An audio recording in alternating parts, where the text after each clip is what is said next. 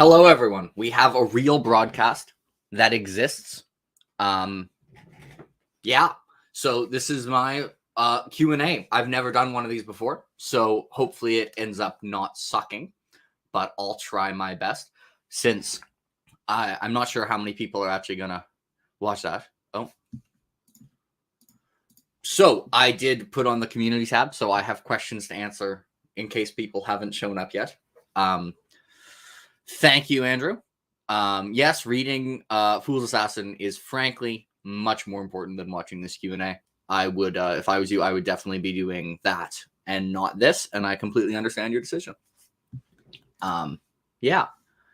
So, how many people we got?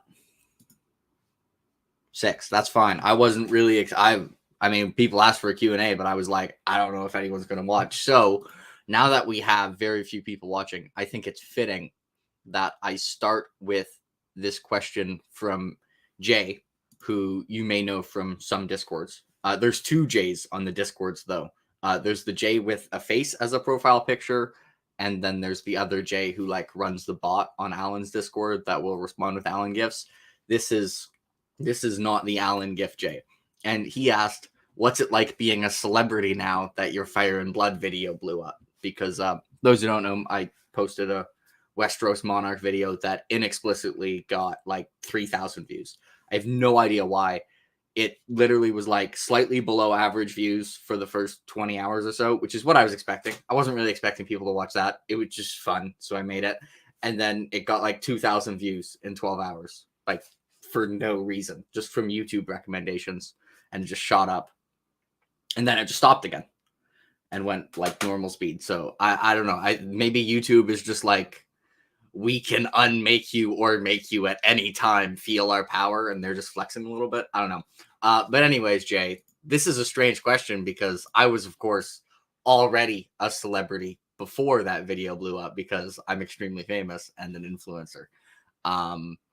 So, you know, very, very little changed my life from that video because of how, like, you know, how famous I already was. I have 1,000 subscribers. I'm extremely famous. So, yeah, and then Read by Kyle asked, when is the revolution in Alex's Discord set to begin? Pending. We're pending the revolution in Alex's Discord. It's a slow revolution. It's not like a violent revolution. I'm just hoping at some point the people might decide that I would be a more just and fair ruler, and then they might install me in charge, where I will then rule with an iron fist. I mean, rule justly and fairly. Thank you, everyone, by the way. I appreciate you all. Yeah, thanks, Edgar. Nice to see you here. Thanks, Bran. Thanks, Shad. We don't have that many people, but we got important people. And that is what matters. I appreciate Bran. If you see a comment on one of my videos that just says algorithm, it's probably Bran. You can find him. Oh, hello, Anita. Thank you. I appreciate you. Hey, we actually have people. I had no idea how many people was going to watch this, but we've got 21. So that's probably about what I was expecting. That's okay. I have more questions. Maybe I should share my screen for these questions so you guys can see them.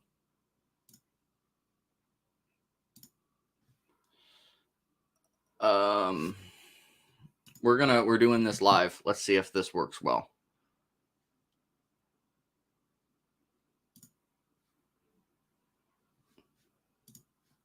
All right.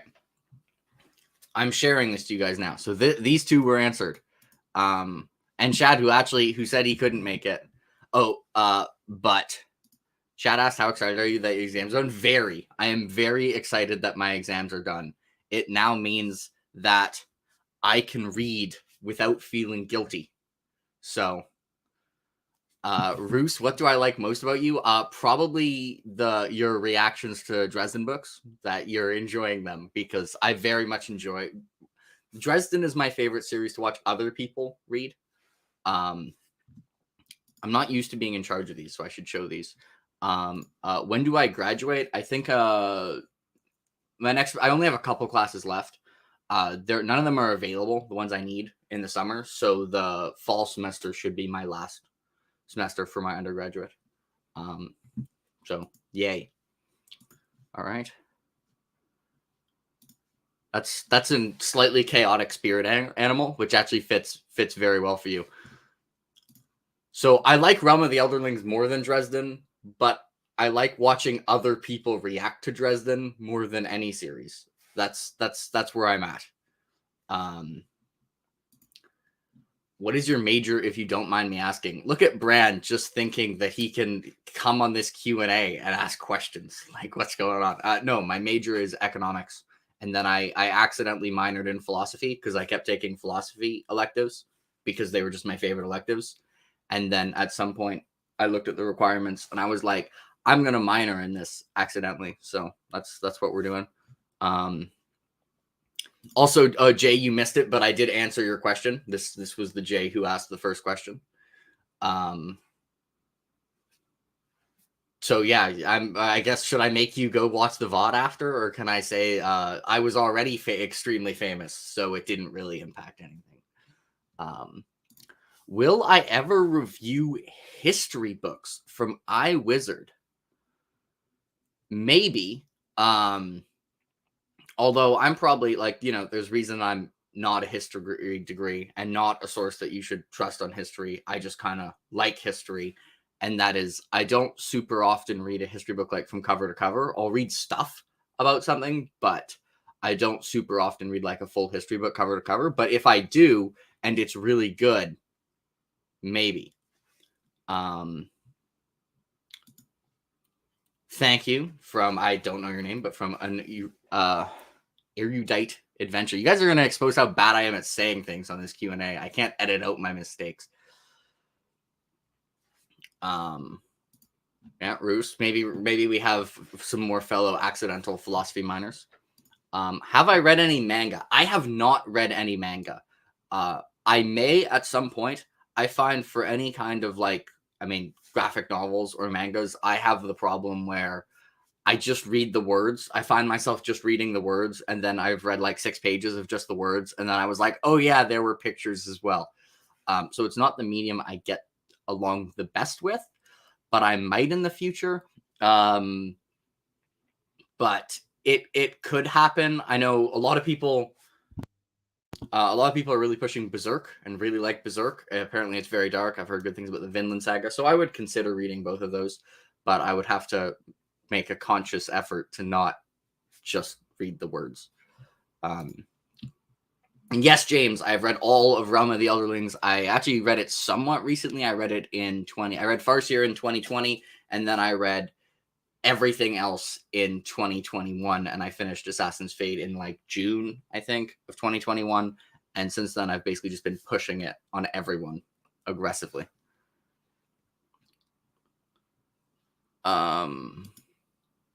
Debatable, but maybe. Did Vin just enter the room? Yes, Vin did just enter the room. She is right here. If anyone has any questions for Vin, feel free to ask Vin, and she'll probably ignore you and just say nothing. But you can try. Ugh. Okay. Sean, you do not have to come up with a question. If you don't have a question, you can just sit back and enjoy the show. That is perfectly acceptable. Do you find yourself thinking about economic systems currently? Well, right now, no, I'm thinking about answering these chats now. I know what you mean. I mean, sometimes it's it's kind of weird in that before I started my major, outside of class time, I almost thought about economics more, because then once I had have to study it, then reading about economics is like work. So that's kind of ironic, but whatever. Well, now I have to read White Sand, because I've been saying forever, when people ask oh, what do you think of White Sand? I've been saying I'll read White Sand when one person tells me White Sand is good. So now I've been recommended White Sand, and I have to read it or go back on what I've been saying for a while and be a liar. Yeah, I'll probably have to do that. I mean, I'm sure I'll be able to adjust eventually. Um, but you know, we'll see how it goes. I'm probably gonna get into it at some point. Although I don't think I'm ever gonna like manga as much as I like actual like textbooks. So it would always be a minor thing. But I mean, so many people tell me a lot of them are really good. Um, Wizard's gonna retype. Thank you, Jordan. Hello.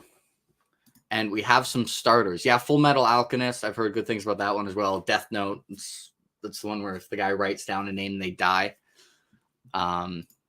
Again, debatable, but maybe. Yeah, I don't think everyone here knows Sir Alex Niev's server lore, Jay. So according to Alex Nieves' Discord server lore, I have Chief Hand Grenade, who's someone you may see around Discords and YouTube comments, locked in my basement, which I don't actually have a floor below this, so there's some slight logistical issues. And I've been forcing him to read Realm of the Elderlings, even though, I mean, he'd be reading Realm of the Elderlings anyways, and he's not reading Realm of the Elderlings right now, so I'm not doing a very good job. But allegedly, I have Chief Hand Grenade locked in my basement. I should probably just go back to me, considering I'm not answering any of those questions on my screen. Fantastic. More must join the cult, the Sanderson army. Yes, I do this, and usually it results in me being annoyed because most fantasy authors, by no fault, usually I have to separate it. I have to be like, well, this is wrong, but like, it's not their fault there. It's wrong. Like, you shouldn't have to get an economics degree to write a fantasy book that I enjoy, even if you want to have economic stuff. But I do find myself doing that all the time, and I have to like undo it because, it's the same way if I wrote a novel that had chemistry or physics in it, even if I have a baseline knowledge of chemistry or physics, also a lot of stuff, economics included, also chemistry and physics, has stuff you learn at first, and then later you learn a bunch of that stuff is actually wrong and oversimplified. So it's like, I can't even learn a lot of the stuff that's wrong is like the stuff that you'd learn if you go to Econ 101. It's just not everything in Econ 101 is right. So I do, but a lot of the time it just results in me kind of having to be like, it's fine, Jake, just ignore that that's wrong and enjoy the book. Yeah, that one was fun. That one, that was before 2008. That was a little bit of a prophecy there. That one was interesting. Oh, yeah, it's a C Anasaurus. Okay, I see Sean as the start of the name. And it looks like Sean. Okay. Hi, C. Yes, you don't have to come up with a question. I mean, you're on. That's why some people here are like on Discords, which is why at first, like when I asked, I wasn't sure if people would want a Q&A because, I mean, you can just ask me on Discord if you guys really have a question you want me to answer, and I will. Although I guess probably get a better answer out loud because I'll answer it for longer. Do you prefer a book series or standalone? I prefer series. I think it's not a coincidence that my favorite series... I'm going to move this camera down because my chin's being blocked by the questions and it's annoying me. I do prefer series. It's not a coincidence. Most of my favorite series are very long series. I like being able to spend a long time with a group of characters and a long time in the world. I know there's kind of two aspects fighting each other for short versus long series. Short series, like to start, you have the nostalgia of a new world, and it's like, oh, this is all cool and new. And by the end, you can get tired of it, but also you really get to grow to like know and understand things to a greater degree when you're in a really long series. I find the second aspect overcomes the first. So there are obviously some standalones that I really like, but it's going to be hard for standalones to catch up to series. Series have been my favorite for a long time. It's probably moved a little bit towards standalone, but it's moved from like series are overwhelmingly and clearly my favorite to they're still clearly my favorite, but I guess standalones I can like almost as much as well.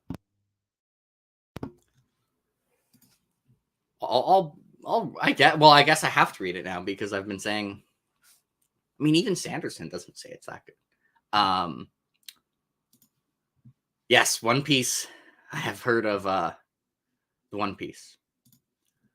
Was that Breach of Peace? I don't know what this is referring to. Daniel did not pay me to read Breach of Peace. That would not be a good return on investment. I I haven't read Rebels Creed. I don't know if I will. I thought Breach of Peace was pretty bleh, like it was pretty fine. I didn't think it was like awful, but it had very little that stood out. But I say this like a lot. I don't think you should judge authors too harshly on like debut novels. I think there a lot of my favorite authors have a pretty not amazing debut novel. Like, I mean, Jim Butcher, Stormfront, I don't think is particularly amazing. Like, it's fun, but it's not fantastic or anything. Elantris, I don't think is particularly fantastic. It has some stuff I like. It has a lot I don't like. I haven't actually read Hobbs' debut novel because her first novels were all by Megan Lindholm. But my guess is they're not as good as Realm of the Elderlings because that tends to happen. It's very rare people just like start with an amazing debut novel. I think most authors who have like are really successful, it's because they're really self-aware about the things they get wrong and they continue to improve. Yeah, those are two of the mangas I see mentioned the most. Berserk, especially. I know some people on like the Discords I talk to really like it. Jimmy, Fantasy Network's going through it and really enjoying it. I can't watch the videos at this point because they're spoilers, but I'm pretty sure he's really enjoying it. And I know Christopher Rockio also really likes them. Thank you, Milo. Stream was earlier than I expected. Yes, it's hard because time zones, like you can't pick a time that's the right time for everyone because we can't all conveniently live lined up on the earth. So I actually just looked at YouTube analytics and it said this is when on this day that most people would be online. It felt like a weird time to me, but I trusted the data over what I randomly think. Have you read The Folding Knife? I have not read The Folding Knife. I haven't read KJ Parker. I would want to not read that as my first KJ Parker book. I'll probably start with 16 Ways to Defend a Walled City. 16 Ways to Defend a Walled City is one of the books that is on my, if I see it in a bookstore, then I will buy it list, but I'm not going to buy it on Amazon or order it. There's a lot of books like that. And because if I ordered them all, I would be bankrupt. Entire focus on the economy is a little bit concerning to me because one, I'd rather the fantasy book I'm reading not be the same subject as the school I'm taking because I already have to read like my textbook. And two, it's always concerning because if KJ Parker gets economic stuff wrong, which if there's someone from what I've heard that I choose to get like be really good at it, it would be KJ Parker. But if he gets it wrong, if I start with the thing I know the most about and then I move on to other stuff, I will not trust him to be right as much. So I would rather actually push back Folding Knife and probably start with Walled City. Also, I really like Sieges as well. Sieges I know just enough that to not be at all an expert and to still like have it not break my immersion, but also I enjoy them. Who are the best world builders in fantasy? I mean, there's a lot of them. I guess the obvious three would be, I mean, Tolkien. Tolkien's world isn't as big as some of like the modern fantasy worlds, but still, 70, 60 years later, no one has a world as deep or as detailed as Tolkien. I mean, he did something that practically you just can't do. He world built for like 20 years before writing the book, which, not a good plan, but it worked for him. And then the other two is obviously like Robert Jordan and Steven Erikson. I think they both have different strengths. Steven Erikson's world is definitely more unique. It's probably more creative. It sometimes has things in there that strain my suspension of disbelief. And it's not like, huge magic stuff. Like, I'm fine for that. It's just the size he wants to make the time scale. I'm often like, really? And then Robert Jordan focuses a lot more on cultures. He has a much smaller history, but is a lot more detailed for that history. I'd put those three kind of in the S tier: Tolkien, Erikson, and Jordan. And then there'd be a lot of people in the A tier. When I finish my novel, can you beta read it? I can beta read it, although you probably shouldn't worry about the economics being completely right, because they're just, most people aren't going to care. I mean, but I can be like, yeah, this is wrong, but it's, efforts are probably spent better elsewhere, because most people, and I mean, I think most people would be like me, would just be like, it's wrong. The author isn't an economist. Why would I expect it to be right? Who cares? Like, I'm not gonna. You're never gonna see me. I guess. I'm trying to say, you're never going to see me give a book like 1 star or 2 stars because like the economics in it are bad. Thinking, I guess if there was a book that was like purely focused on economics, actually. So I guess if The Folding Knife, that might actually have a significant impact on my enjoyment. But usually I'm just like, whatever, moving on. Apparently colored manga is a mistake. I have nothing to add to this.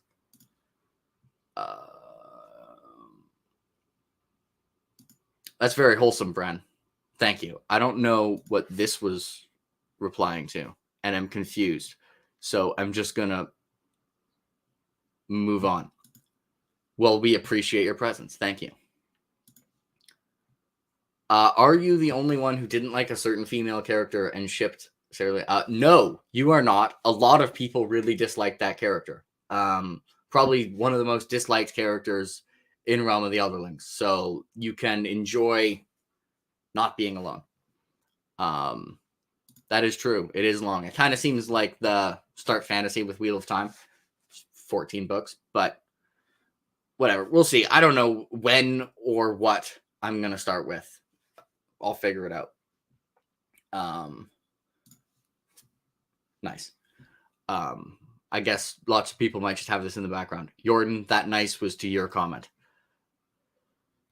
Yeah, I also can't believe Sun Eater is a debut author's work. Although I think like Empire of Silence, I can kind of see being like a debut author. I think Rockyo, like I said, it wasn't like outlined to the degree, it wasn't as polished. I think it's his like talent level and his ability at world building was much beyond like a debut author's work. But it kind of, I think you could maybe give that someone and they could figure out like this is the debut author of someone who's really good at this whole writing thing. Yeah, I mean, Gene Wolfe also, I mean, I've never read Gene Wolfe, but with the people who like Gene Wolfe say like, Gene, this is only bad by your standards, or this is like actually bad. Have you read Cradle? I have not read Cradle. Cradle is one of the books on the list that I definitely have down the road. It's probably not going to be for a couple years, but it's definitely one I'm going to read eventually. I just have no idea when. All right. What is one thing, if anything, you don't like about Brandon Sanderson's work? Oh, there are definitely things I don't like about Brandon Sanderson's work, especially the earlier work. It gets a little bit harder as you go later in the books. But I mean, especially like for Elantris, I think the characters are pretty weak. Like they're not terrible, but they don't stand out. In general, some of his like bantery dialogue is just not on the level of some other authors.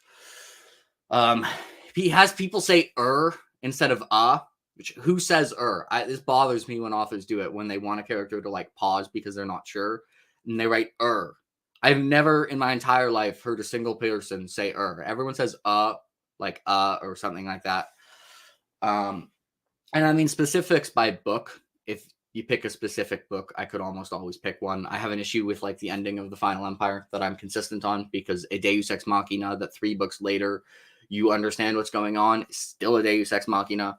Other people are guilty of it. Brandon is as well. I mean, he also says, like, he will criticize that aspect of The Final Empire. He'll be like, yeah, that was a mistake. I shouldn't have done that. So I didn't know he was criticizing it until later. Like, I was like, I'm not sure how I feel about this. And then later he said it, and I felt validated. Joe Abercrombie is, yeah. And I think most of the time what happens is authors are naturally good at like very talented and instantly good at like a couple things. Like Joe Abercrombie was instantly really good at like character voice, dialogue, and like witty humor. But then or Sanderson was really good at like the magic system and the magic element and like creative world building. stuff like that. But then in general, I think authors tend to improve on the stuff they weren't as good at.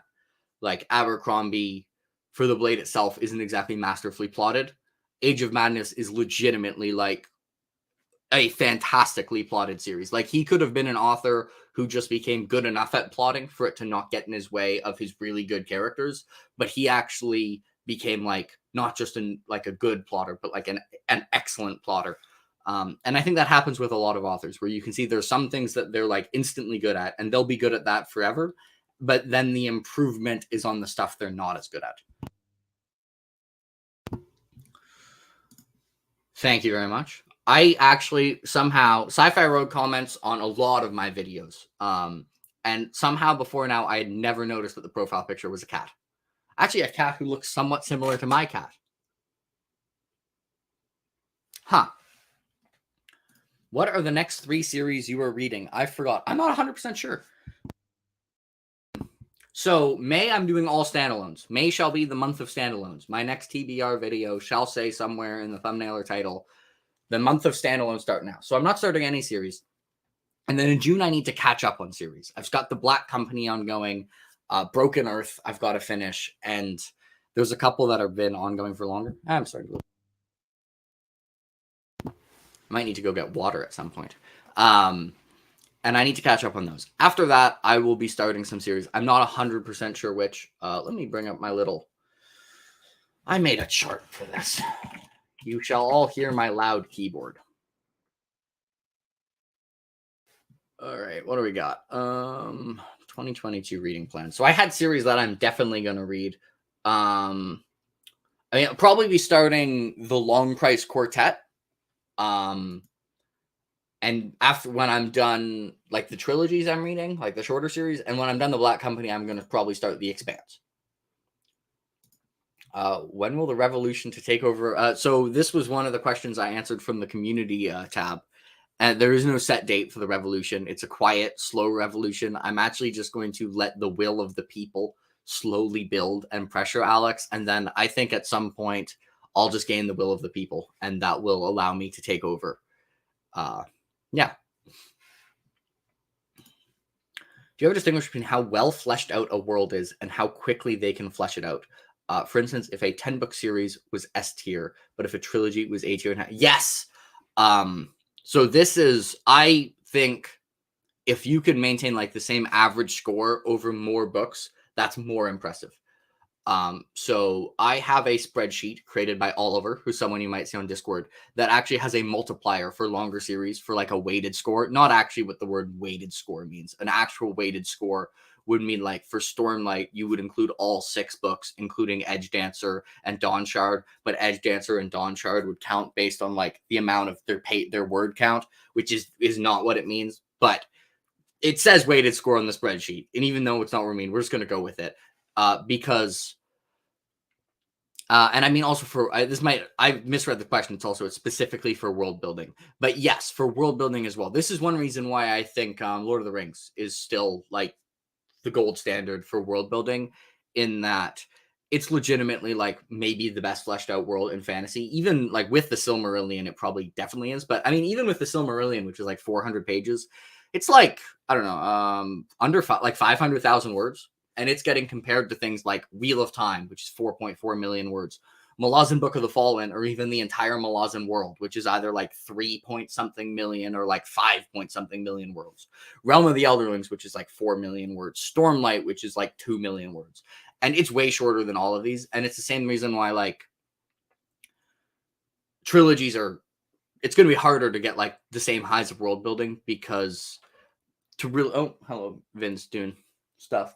I mean, more books lets you flesh it out more, but yeah, there definitely are some like shorter books that the world is not as well fleshed out, but the ratio of like world building per book is pretty insane. Also, there's usually diminishing returns for world building. This is one reason some people love like Malazan feels so big. Most of the time, book 1 does by far the most world building, because you go from knowing nothing about the world to knowing quite a bit about the world. And that's almost always going to be a bigger jump than knowing quite a bit about the world to more about the world, right? Diminishing returns. It's a thing. But Malazan, by hopping, tends to just keep introducing new locations and new stuff.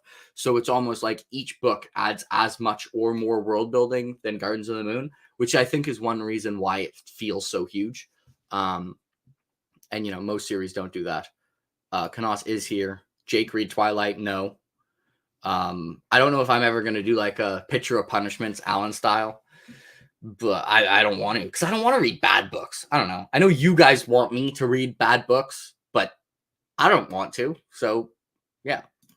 Have fun with that, guys. I will not be participating. Thoughts on sellouts? I'm not self-aware enough to answer this question. Yes, Brand, if you read Cradle now, you can raffo me.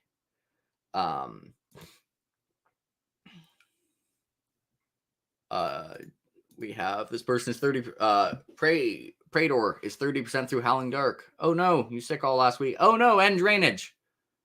Oh, that don't those world events know that Howling Dark takes priority? That's not fun that they interrupted those. Anyways, I hope you can get back to that, because Howling Dark's pretty wild. Did you buy the Sanderson secret novels? I did. I decided I wanted fancy hardbacks more than I want financial stability. That was the decision.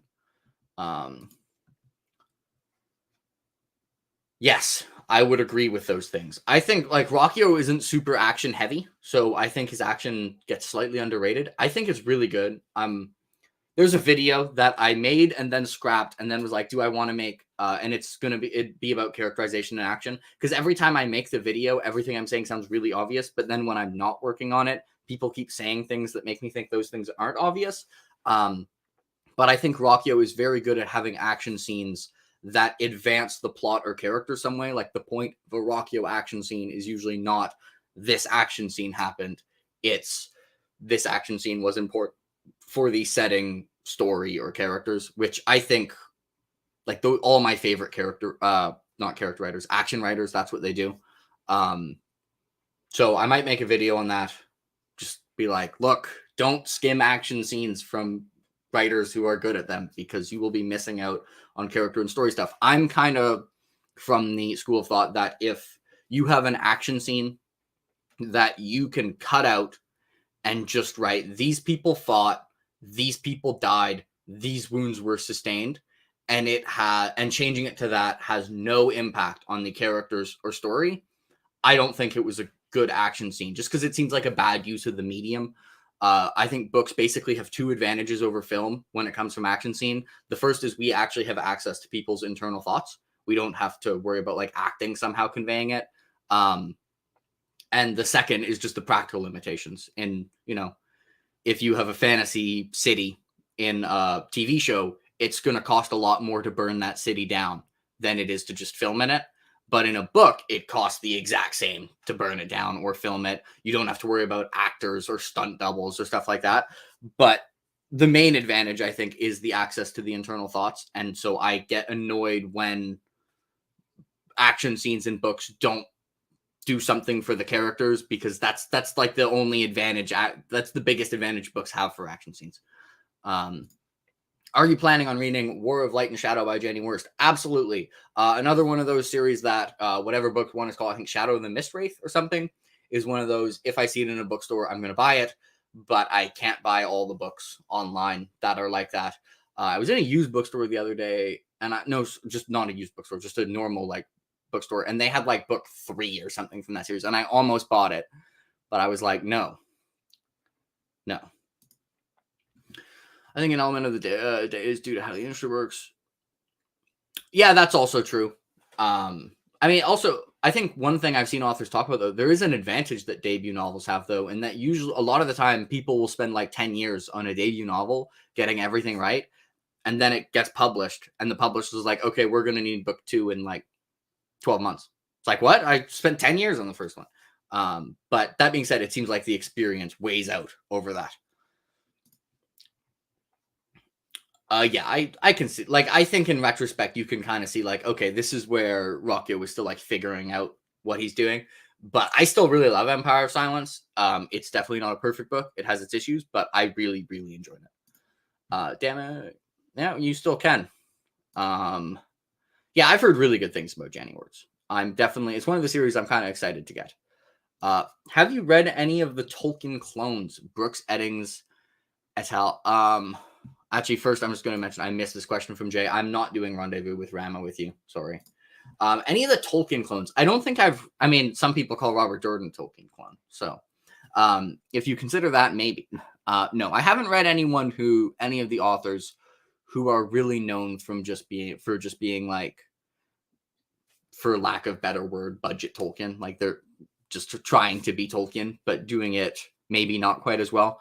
I don't know. I feel like there's a lot of books I'd be more excited to read that aren't that. Although, like, I also think there's a good chance that some of it might be overblown. I don't know. A lot of the times when people say something is like a clone of something else, it ends up being either very general similarities or very specific similarities, where it's like this line was similar. And it's like, okay, it's an 800-page book. Having lines that are similar does not make it derivative, or like the very general premise is somewhat similar. When I think if you were to have like a book that was actually a clone of something, it would be like, hey, that character is that character from something else. Like that plot line is exactly the same. This is a Samuel from Wizard's First Rule is literally just Smeagol. His introduction scene, like if you were to summarize the introduction scene of Samuel, you'd be like, that's the introduction scene of Smeagol. The names are just wrong. And you know, he's a person who used to have the most powerful magic object and has since lost it and become like, I mean, he looks like Smeagol now, he smells like Smeagol now, and he talks to himself like Smeagol does.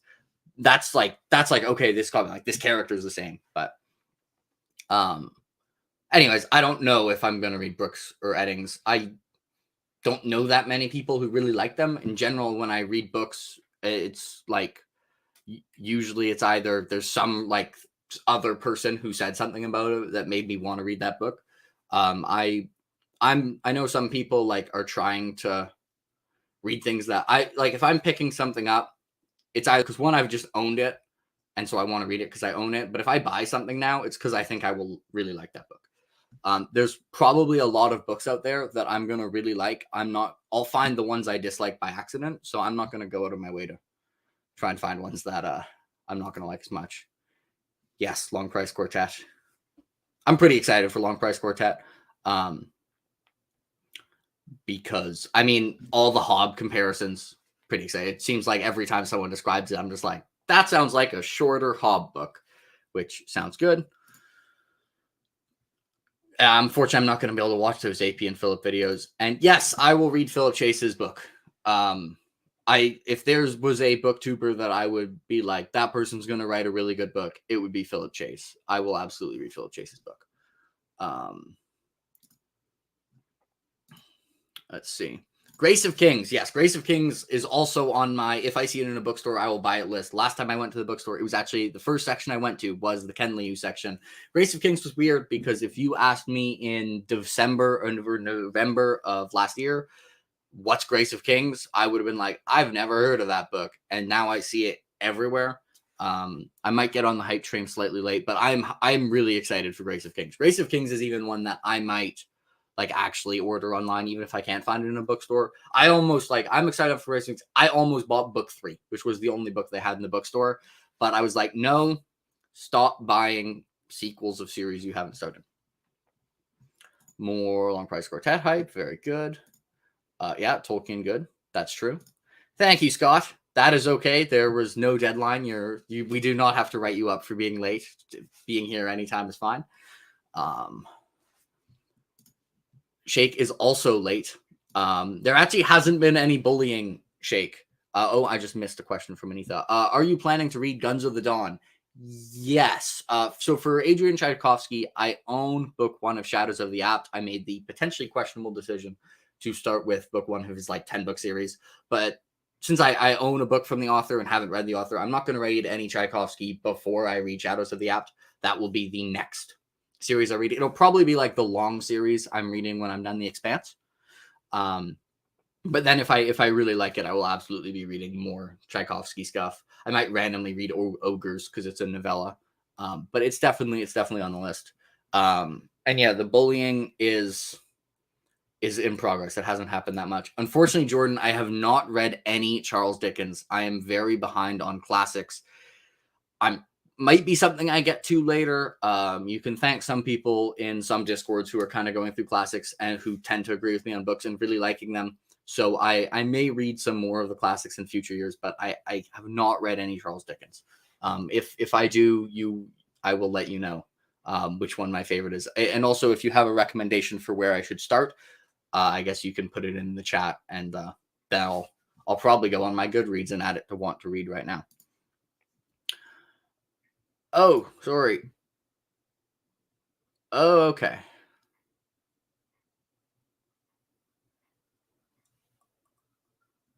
I'll say Zen. Okay. Name pronunciation. I'm not good at pronouncing things. I just like to Paul. If I say your name wrong, I'm trying. Okay, I'm trying my best, but there's a lot of them. Sanderson was in the top 3 last year. Fantastic. And the final book of Long Price Quartet was the best of 2021. Yeah, I'm pretty excited for Long Price Quartet. I will be very surprised if that doesn't happen. Lord of the Rings versus First Law. Yes, that is one that I could do. It's kind of, I think, a funny like versus list, and funny in a good way, because Lord of the Rings like is so different from the other two, where First Law and Greenbone would be like, they would be, if I did the verses, they would be like fighting each other in similar positions, and then Lord of the Rings is like totally different, which would kind of make it fun. I'm not gonna lie, I don't know what C.S. Friedman's Cold Fire trilogy is about at all. But yeah, I mean, if you want, you can give me a pay. You can send it on Discord, and I might look at it. I add things to my want to read on Goodreads pretty liberally, and then they just slowly move up, and then at some point I get excited for them and buy them. Yeah, I think I am going to do the video, and yeah, the first example I'm going to use is going to be page 1 of chapter 1 of Rage of Dragons. It's hard to find examples that aren't spoilery, and that's good, because I wanted to see most people haven't read, but it isn't spoiler because it's page 1 of chapter 1. I think the example I had before, like my favorite, was from like the end of Words of Radiance, which a lot of people have read Words of Radiance, but not enough people have read Words of Radiance to require everyone to read it for a video. A general video, if that can be avoided. Obviously, if I'm doing a Stormlight specific video, that's different. But I mean, I didn't dislike Dune Messiah. I just like Dune a lot more. But thank you. I appreciate your congratulations despite the bitterness. Yeah. Sort. Yeah, I said I'm bad at pronouncing things. Regarding the clone thing, please explain why A Song of Ice and Fire is a clone of Memory, Sword, and Thorn. Song of Ice and Fire. Okay, this is obviously Shake is being ironic. A Song of Ice and Fire is his favorite series. Song of Ice and Fire is not a Memory, Sword, and Thorn clone. Okay, can people please stop saying that? Like, there are definitely some similarities. Like the Hound mask thing. Guess what? The Hound's helmet is not a significant part of A Song of Ice and Fire. The plot is almost entirely different. There are just like some similarities. Like there's a king who's bad with money. That is not the main plot of A Song of Ice and Fire. The characters are not the same. Like the world is different. The world, I guess, is the most similar, but it's still pretty damn different. Like it's just, stop it. No. If you read both and think A Song of Ice and Fire is a Memory, Sword, and Thorn, I don't know what to tell you. Try reading again and not drunk this time. Like they're just not. Okay? Anyways. Okay, we got Kyle. There's 2 Kyles on Discord. This is the Bean Kyle. It's bad that I know exactly what he's referring to, but okay. I mean, I've read The Stand. I think my least viewed video is my The Stand review, which don't go watch it. It's a bad video. But I just didn't like it that much. I didn't dislike. I thought the characters were very good, but then I just didn't like anything else, basically. So the characters carried it into me not disliking it. And like, so before going into The Stand, everyone was like, The Stand's the best King book. It's everything King does well done well, with none of his like things he does badly. And then after I read it, they were like, you know, those things you didn't like about Stand, the other books don't actually do that. And I'm just like, I feel like you should be telling me. I don't know. Like it's people start talking about like way differently, and I was just like, anyways. So King's on the list. I've said this before. This is my plan for King. Salem's Lot is the next King book I'm going to read because for King, the thing I'm by far the most interested in is the Dark Tower because fantasy. And then Gunslinger, and then the Drawing of the Three. Those are his three strikes. If I'm lukewarm or dislike all of those, then no more King. If I like those, then even like really like one of the three of those, then I will probably continue with Dark Tower and maybe do 11, 22, 63.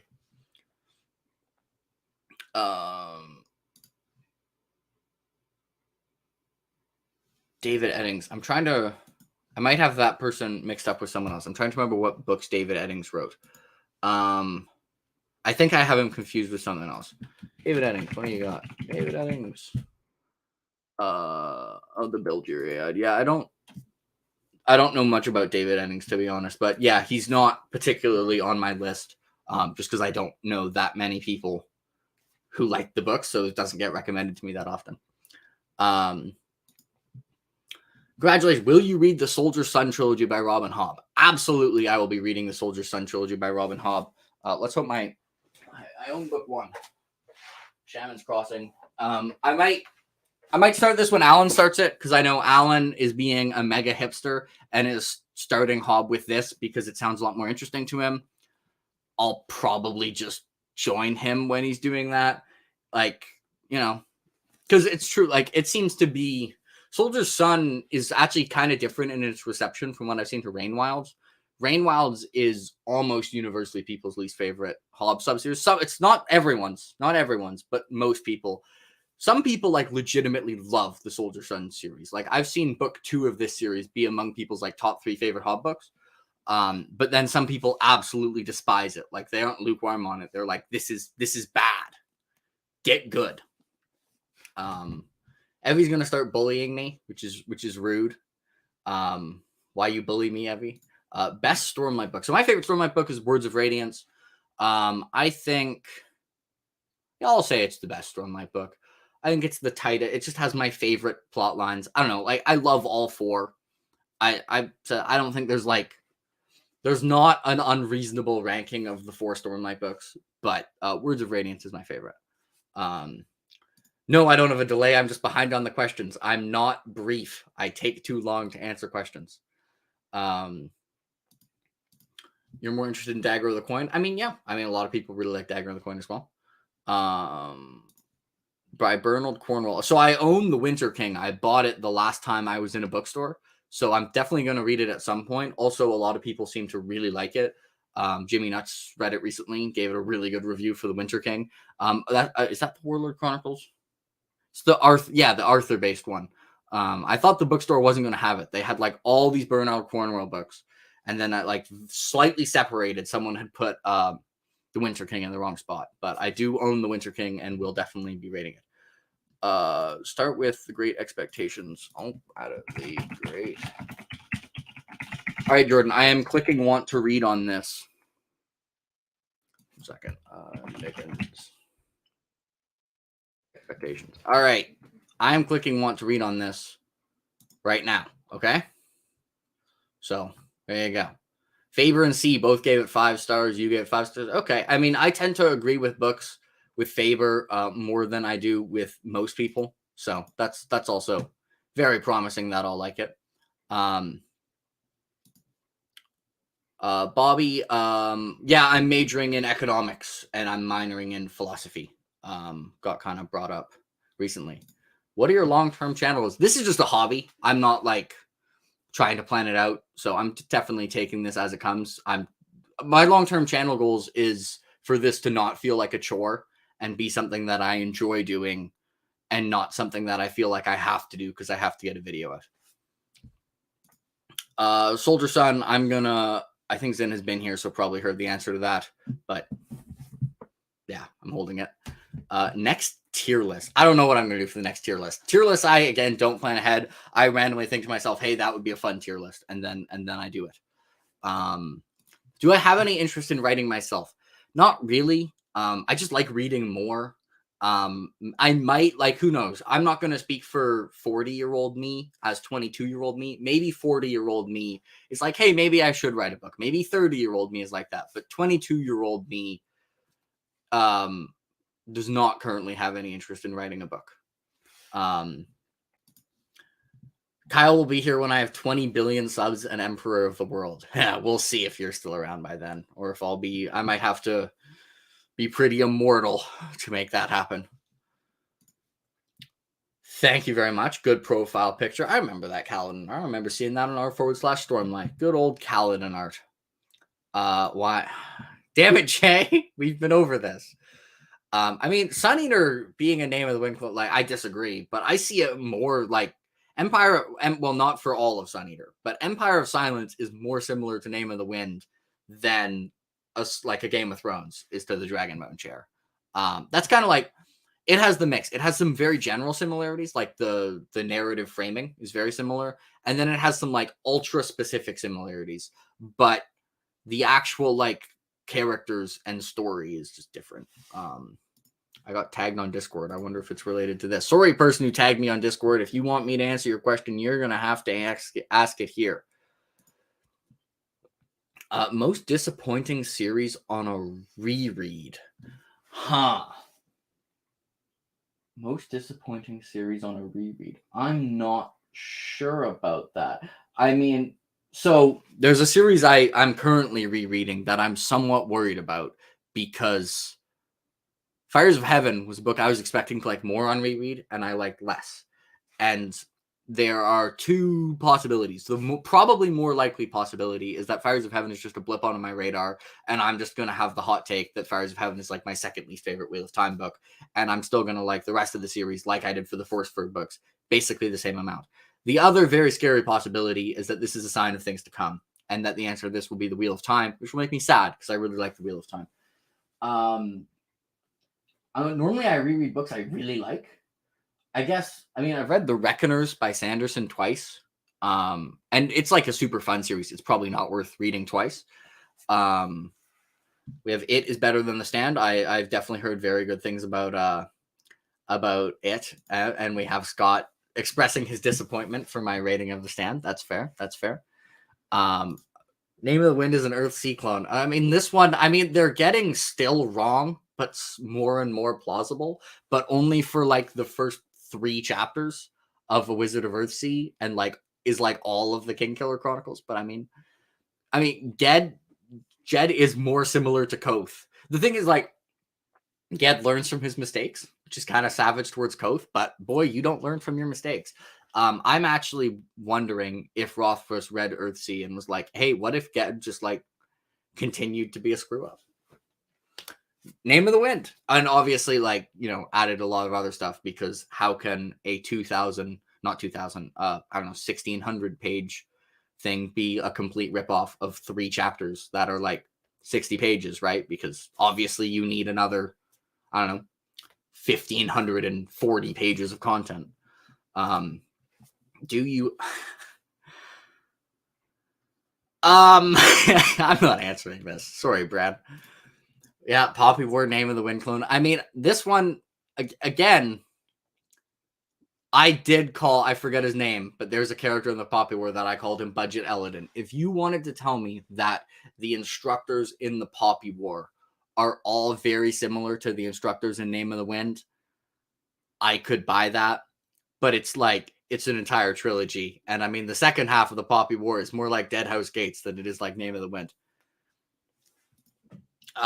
Make sure you remind me to ask you this if and when I read 11/22/63. Oh yeah, Shawshank. I'll probably read Shawshank because it's pretty Shawshank Redemption is my favorite movie of all time, and I haven't read the book. I know I'm a casual. I'm sorry. So I really should read the Shawshank Redemption.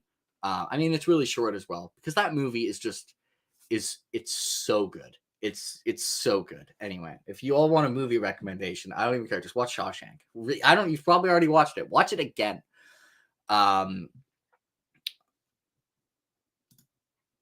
No comment. Evie, sorry, that is okay. You're welcome for getting you to read Assassin's Apprentice sooner than you planned. Hob hype trade must go. thank you for the congratulations. There is no need to apologize for not staying here. You all, I mean, 40 people is already more people than I expected yet. Also, how behind am I? This is from 116. Okay, so I'm only 8 minutes behind. It could be worse. What are your thoughts on Wild Chronicles as essential reading? So, yeah, Wild Chronicles, even the people who really dislike it, like you can go ask Petrick, it's actually really important. Like, not so much for Fool's Assassin, but more so for Fool's Quest, and especially for Assassin's Fate. Rainwild's is really important, and I like Rainwild. So Rainwild's, it's weird that it's the 4th series she wrote, because Rainwild's almost feels like the debut series from the author who wrote Farseer.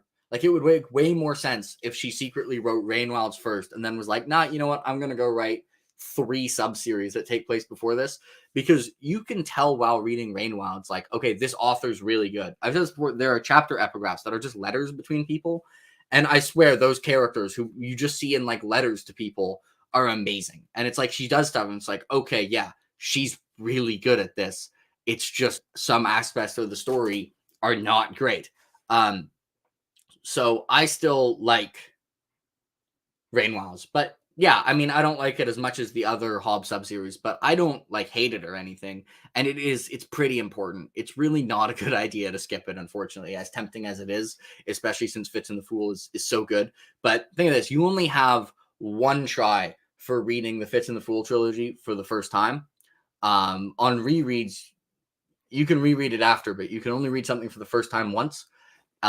Make that first time you read it as good as it can be, and read Rainwild's course, which I like Rainwild's, especially the last 2 books. Like Blood of Dragons, I think I gave it an 8 point something. Blood of Dragons is a really good book, I think. Anyways, yes, obviously Sun Eater is just the name of the wind book. I haven't read Book of the New Sun, so no comment on that. Yeah, as I said, similar to what Zin says, I still think Rainwald is pretty good.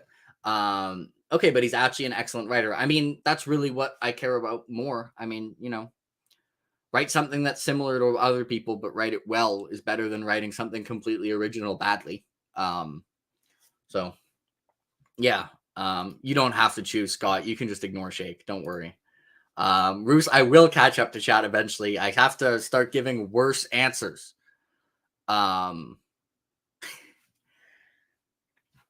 Ignoring my Goodreads rating. Should I bring up his Goodreads ratings for the 4 Stormlight books and expose him right now? I think that sounds like a great plan. One sec. This has to be changed. Okay. 1 second. Share. Screen. Windows. Chrome tab. Goodreads. All right. We're exposing Kyle, everyone, right now. This is way too much time. I'm so behind on this, but let's see if he can change it faster than we can expose him. Kyle. Ratings.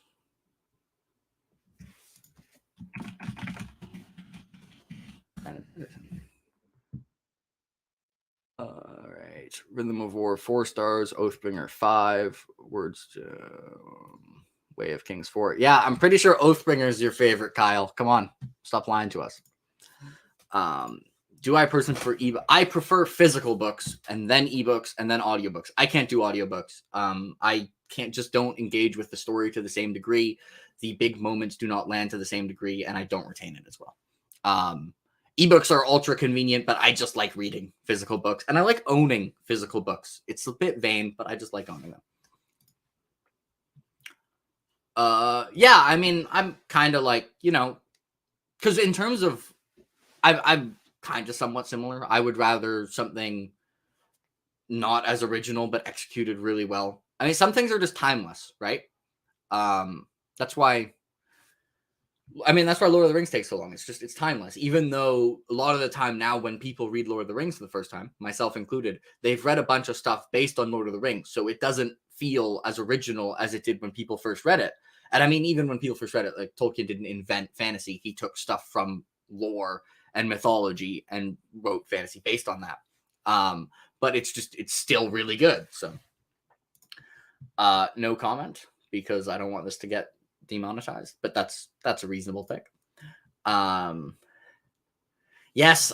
Okay. So for my monarch, I meant to title it Targaryen monarch tier list, but I said every monarch of Westeros ranked from worst to best, and I didn't talk about anyone after the Mad King. So Bobby B is a C tier king. He is an S tier character. I don't know if that's true. For the memes, if I was going based on memes, he'd be S tier and he'd be the best. But he didn't do much, and he spent way too much money. Similar to Viserys 1, except he's way better at killing people. No. I am live, Mr. Yaxter. Allegedly. I started reading The Wheel of Time, and then I had too many books, and it's really slowed down. I want to get to Lord of Chaos, though. Favorite Dresden Files character not named Harry Dresden. I mean, it's almost like weird to say. If you're on the early books and people from the early books hear this answer, they're going to be like, what? That's a crazy pick. But the answer is Mab. Mab is my second favorite Dresden character. Yes, I will be reading the new Gwyn book. I ordered the hardcover from Book Depository because the covers are really nice and I want to read it in the hardcover. So I'm going to be a little bit behind everyone else, but I will be reading it for sure. Yeah, and also, I mean, Rocker said no one would believe him on this, so he just kind of didn't change it. But he wrote his first version of Empire of Silence before he read Book of the New Sun, and then he read Book of the New Sun, and he was just like, "What? This person did a bunch of stuff I did. Why?" Gene Wolfe keeps doing things he meant to do before, like, just first. How my channel is a clone of Alex Nieves' channel. I mean, all the book clone ones were ironic, but this is just true. So, Fifth Five is taking shots at Jordan. Okay, this is just getting ridiculous. What is your favorite guilty pleasure or beach read? I don't know if I have guilt. I watch guilty pleasure TV shows. For books, I tend to like to read stuff that's actually good. Like even the stuff I read that's like just really fun and fast, I actually tend to think is good. But I for TV shows, like the TV shows I watch I don't watch that much TV, but every once in a while I will binge a season of a TV show of questionable quality. Sometimes I binge good TV shows like Better Call Saul. But I mean, if you and House's, I randomly watched like a bunch of episodes of Gotham earlier this year. It's not good, but I was enjoying myself. We should buddy read Shawshank. Sure. Yeah, maybe you can keep up with that. You tried for Fire and Blood, but it was too long. Good choice in favorite movie.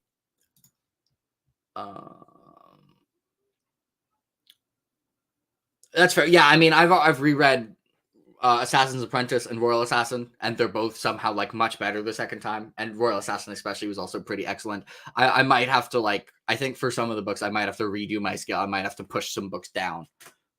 Because what if, I mean, it's fine if I like a book I gave 9.5 more on reread, I can just bump it up to 9.7. But if I like a book I gave 10 way more on reread, what am I going to do? Read Star Wars EU. I'll think about it. I think I have the Thrawn trilogy on my Goodreads want to read. So eventually when I get to it, I'll start getting it.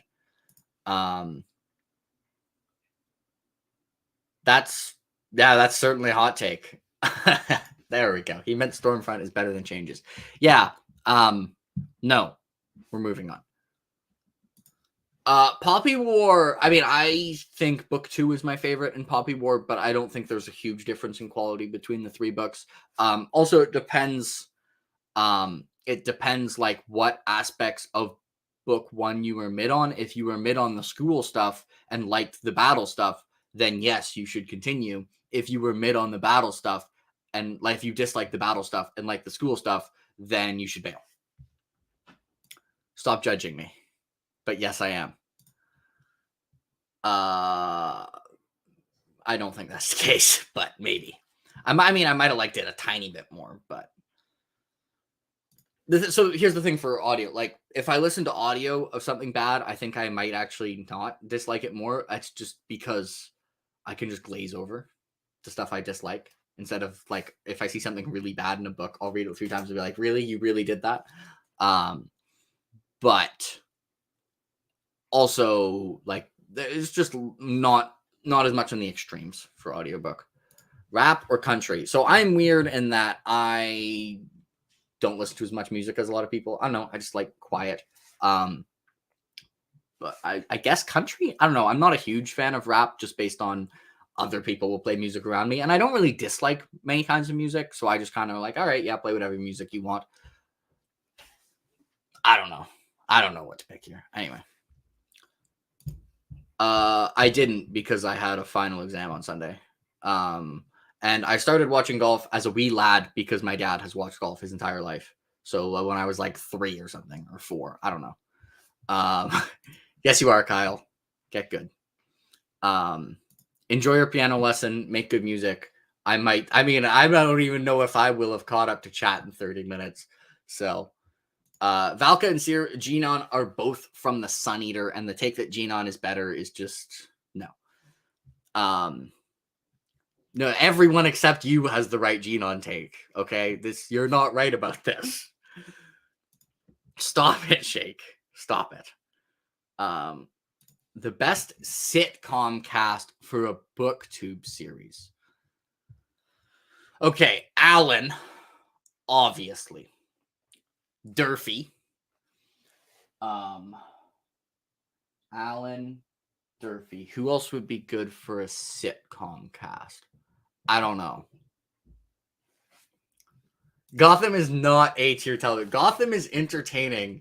Gotham is season 1 at least was not good, like from like actual writing perspectives. I'm sorry. I'm not Gotham is not A-tier television. It was fun though. Like it had a bunch of stuff that if I was reading in a book, I would be hating it. But in a TV show, I was just like, whatever, I'm having a good time. You know, did this person just steal an ATM machine and carry it down the street after being given drugs by a stranger? Maybe, but it was fun anyways. I'm just going to start ignoring Kyle's questions. Wait, did I actually catch up here? Least favorite book. It would be between Empire of Storms, the 5th book, and Throne of Glass, or Allegiant, the final Divergent book. What was more? I didn't read. Oh, not BS, Best Served Cold or Lightbringer ending. Just Best Served Cold in general. Best Served Cold, I was more disappointed by because my expectations were higher for Best Served Cold. So that. Rank the 3 Knights of the Cross. Oh my god, that's hard. Okay, Michael is 1. Like, okay, that's easy. Sure. I plead the 5th. No, Gideon the Ninth, like, I dislike reading Gideon the Ninth, but there are 2 types of 1-star books. There's a 1-star book where it's just like, I am not having a good time. And there are 1-star books where you're reading it and you're like, how did this get published? Gideon the Ninth was not a how did this get published. I just didn't enjoy reading it. And holy crap, we actually caught up. We caught up partially because there were some questions that I was just like from Kyle that I could just ignore, but we did it, folks. And you know what that means? We can go back and we can answer some of the comments that I have before. So I'm going back to sharing screen. This. Okay. We have questions. We have from Benjamin Crowhurst. Would you recommend Lightbringer at all? Would you recommend? Maybe. So I wouldn't recommend it first, like almost ever. But if someone likes a very specific types of books, like they like hard magic systems and pretty straightforward writing, and like the premise, lots of plot twists, and the premise for Gavin Giles still actually might be the best premise for a character I've ever read, and they're okay with the ending not sticking it, maybe. I would almost never recommend it first. Like if someone was pretty new to the genre and they were asking for recommendations and they hadn't read like a ton of stuff, there's almost no like what type of books you like answer that could result in me saying Lightbringer. I think there's other stuff that's similar but better.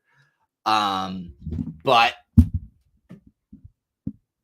yeah, I wouldn't recommend it never, but it'd be hard for me to recommend it.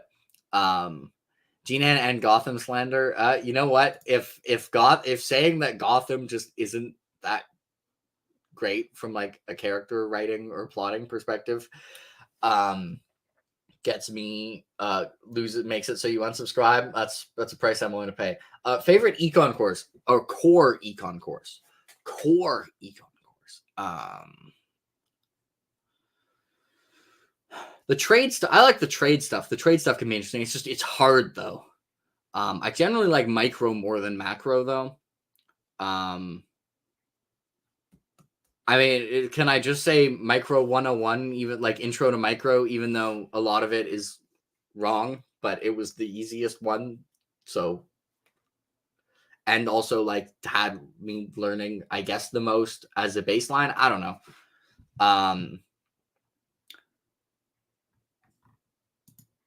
All right, let's see. Yeah, no one has brought up Guy. I mean, I've just been trying to answer the question since, but no one. You're right. I have not brought up Guy Gavriel. Although technically all his books are kind of clones for history, except for Tigana and the Fiona of Our Tapestries. He plagiarized from history at times. So, that's I guess that makes him a hack writer or something. I don't know. But hey, ask questions where Guy Gavriel can be a valid answer, and I'll answer. Guy Gavriel probably gonna be the next book I read when I'm done. A Desolation Called Peace will be The Last Light of the Sun. Yeah. All right. Night Watch. I have not come across. I think Nick, who's on Discord, likes that book. But I don't really know much about it. Which one should I try and read based on trying to improve writing? I don't know. What depends what aspect of writing you're trying to improve, I guess. I'm the wrong person to ask for writing craft recommendations. I don't know. I mean, for that's hard. I don't know. Like, it depends what you're trying to improve. I'm the wrong person to ask for advice for this. Ask someone who knows stuff about writing on what to do to improve writing. Like Malazan is written Dresden and Realm of the Elderlings are written more similarly and more strengths. Like if I would read either of those for like if you're trying to read like long-term character arcs and development, dialogue and relationships, although Malazan does have some damn good bromances, but Malazan doesn't have the same degree of like relationship webs where you have one character who has like all these amazing fleshed out relationships that feel like also distinctive. Malazan, from like putting in like symbolism and maybe like more literary and theme and world building stuff might be better. I don't know. I'm the wrong person to ask this. Thanks for dropping by, Jordan. Have a good day. I appreciate it. Already look at that. Got to get that Canadian author repping. Exactly. I mean, Canadian authors, we got Guy Gavriel and Erickson for fantasy. So we're doing pretty well. Yeah, in general, I find the conceptual stuff more interesting than the math stuff. I'm usually like better at there will be questions for you going like explain this without using math. Like that was actually on exams for the class I was taking. That was a question. Like you're not allowed to use math to explain this concept for this question. And I'm generally pretty good at that. I mean, the math, it's not actually that hard math, but I'm better at the conceptual stuff. Yeah, it's just not as interesting of a character as Valka. I don't know what to tell you. No, yeah, his last check bounced, I mean, if I'm going to sell out, I better at least actually get paid. Like, come on. Yeah, that's accurate. Yeah, Hobbs check didn't bounce. That's why I'm talking about Hobb more than Guy Gavriel in this chat. Yeah, Nick. I was mentioning, yeah, Nick likes Night Watch. Apparently Canadian authors are good at sci-fi as well. Charles DeLint. I know nothing about Charles DeLint. Yeah. Dreams Underfoot. What is this about? Who knows? Brian Lee Durfee gave it 4 stars. It's the only person on my friends list who's read it, which means I don't have you on my friends list, I guess. Oops. Maybe you don't have Goodreads. Who knows?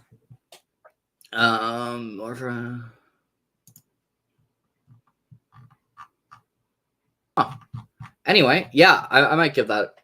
I might give that a look. Anyway, yeah, more Canadian authors, I guess. Evan Winter is not Canadian. People keep saying Evan Winter is Canadian. Evan Winter lived in Canada for a bit. Evan Winter actually was born in the UK and then grew up in South Africa, I believe. I think he might have lived in Toronto for a while. Fonda Lee is Canadian, I think, as well. So a lot of good Canadian authors. Let's go, Canada. Good work. That explains why you're not on my friends list. And that is true. Canada doesn't exist. I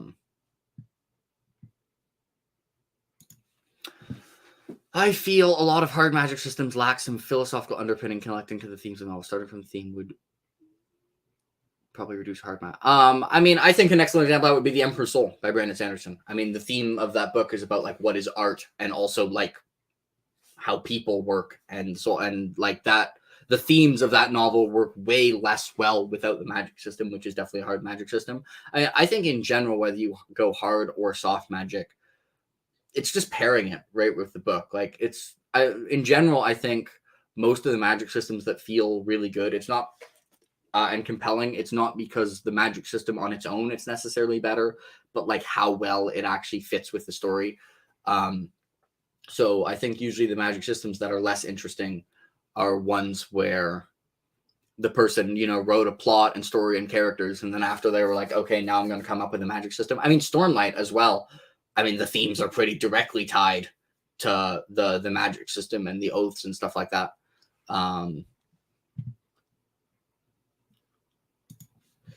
Canada is just a Uclay cone. I mean, how can something that doesn't exist be a clone of something? It doesn't make sense. What's up with the Man in the Cell mystery? Yeah, that was a great mystery. Let's see.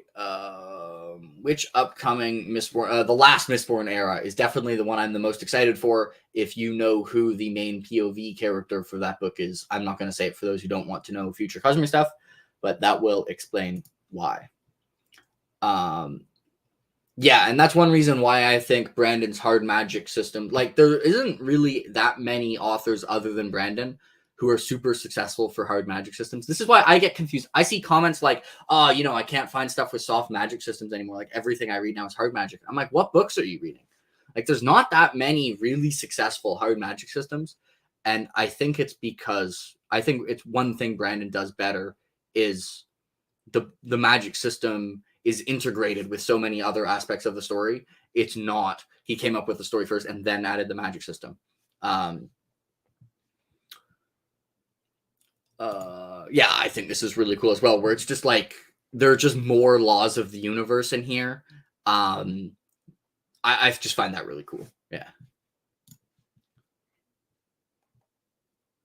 Yeah, I mean, it's kind of like, I get that because usually sci-fi stuff is more based on like the rules of the universe, and generally hard magic systems like, okay, it's just a rule in this world. This is just how it works.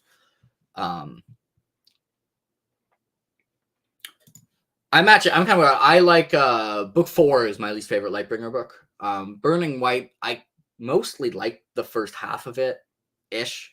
Bloodmere, I got annoyed by the 7,000 plot twists that each felt less interesting than the last. But yeah, the first 3 books are really good. I really like them. Book 3 is my favorite. And I still, like, as I said, even from a series I don't like that much, I think Gavin Guile is, I can't say what it is because spoilers, but Gavin Guile might literally be the most like ingenious and compelling premise for a character that I've ever read. That makes sense. That does make sense. All right, I've caught up again. We're going back to questions here. Any books to learn more about Roman history? So I would not consider myself informed on the topic of Roman history. I'm like, I know more about Roman history than most people know about Roman history. But if you ask an actual historian, hey, how would you rate this guy's knowledge of Roman history? It would be pretty bad. I actually think for Roman history, this isn't a book, but I think the most interesting Roman history content on YouTube is from the Historica Civilis channel. He has an entire like video series covering like Julius Caesar's life and going on beyond that. And it's really interesting. You really, I think, you will grow to respect Julius Caesar's tenacity and cleverness, and also begin to be like, this person was a terrible person.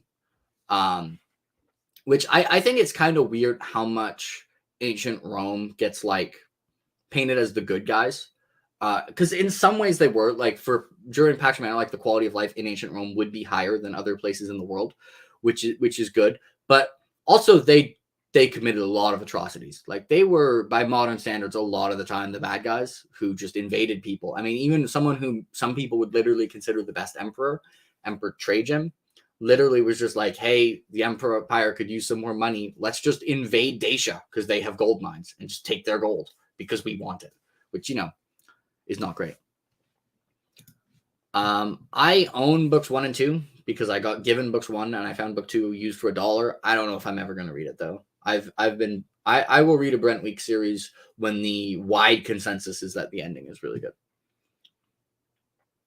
Yeah, Glockta would also be one of the characters who I was also premised that you don't have to not say. Glockta, I think, would also be up there.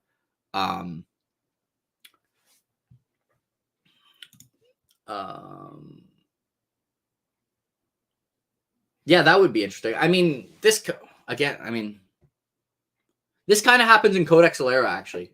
So there's a magic system that, I don't know, it's not like Brandon hard magic, but there actually is. So it's the one that's based on Pokemon. So there are like spirits of nature. And some of the spirits of nature, like they tend to take animal form. And there's a big argument on like whether that fury, they're called furies, is actually like a horse in shape, or whether it's only a horse because humans personify it. So there is that's I agree. That would be interesting, but I think Codex Alera does that.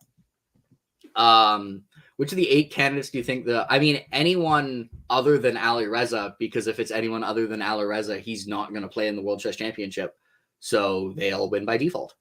But if he were to actually play, I think Ding Liren could be pretty dangerous for Magnus. But he'd be the favorite against anyone for obvious. He's better than everyone else, but Ding Liren is just so hard to beat. He's an extremely dynamic player. He's good at, I think, very good at making it not simple to play for his opponent. And I think where Magnus really stands out is when the position is, he's still like, in a complicated mid game, he's still like, 2,800, but it's in the more simple positions where it's about not finding bad moves, but finding like continual best moves. That's where I think he's just like, especially end games, that's where he's like a step ahead of everyone else.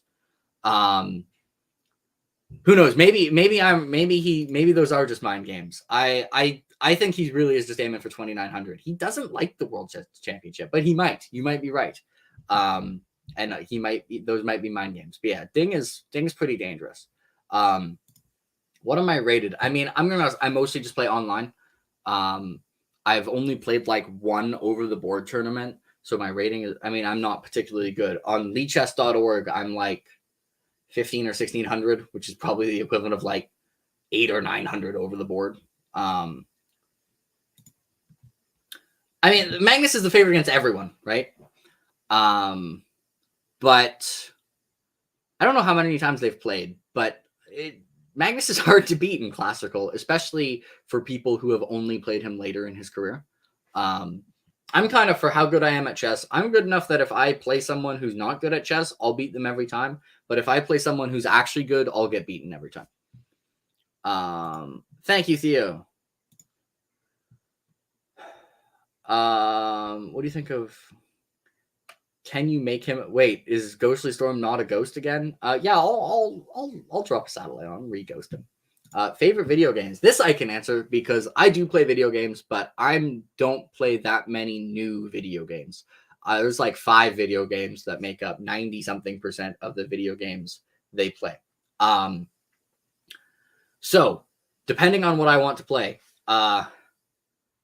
for real-time strategy, big fan of Total War, the entire series. So right now, Warhammer 2 or 3, but like, when Rome 2 was a thing that. And I actually really like Rome 1 because I like Rome.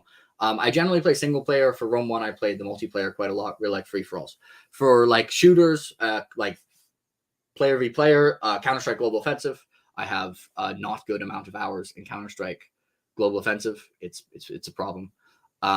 For single player games, the Mass Effect trilogy, and I actually really like Mass Effect 3 multiplayer for if I want like a player versus enemy horde mode. It just has so many classes and different ways that you can play the game and enjoy it. And those would really be the games I played the most. I used to play a lot of like Call of Duty Zombies with random players. I didn't like solo or playing with teams. I like finding randoms, and it would just be like chaos, and then try and keep everyone alive. That's an excellent choice, Jay.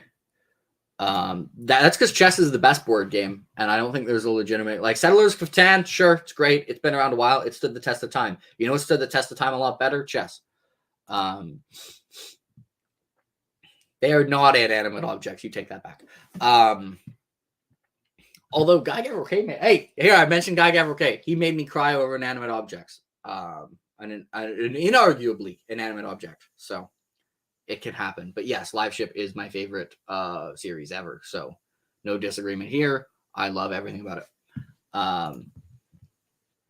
That is definitely true. He's hard to beat.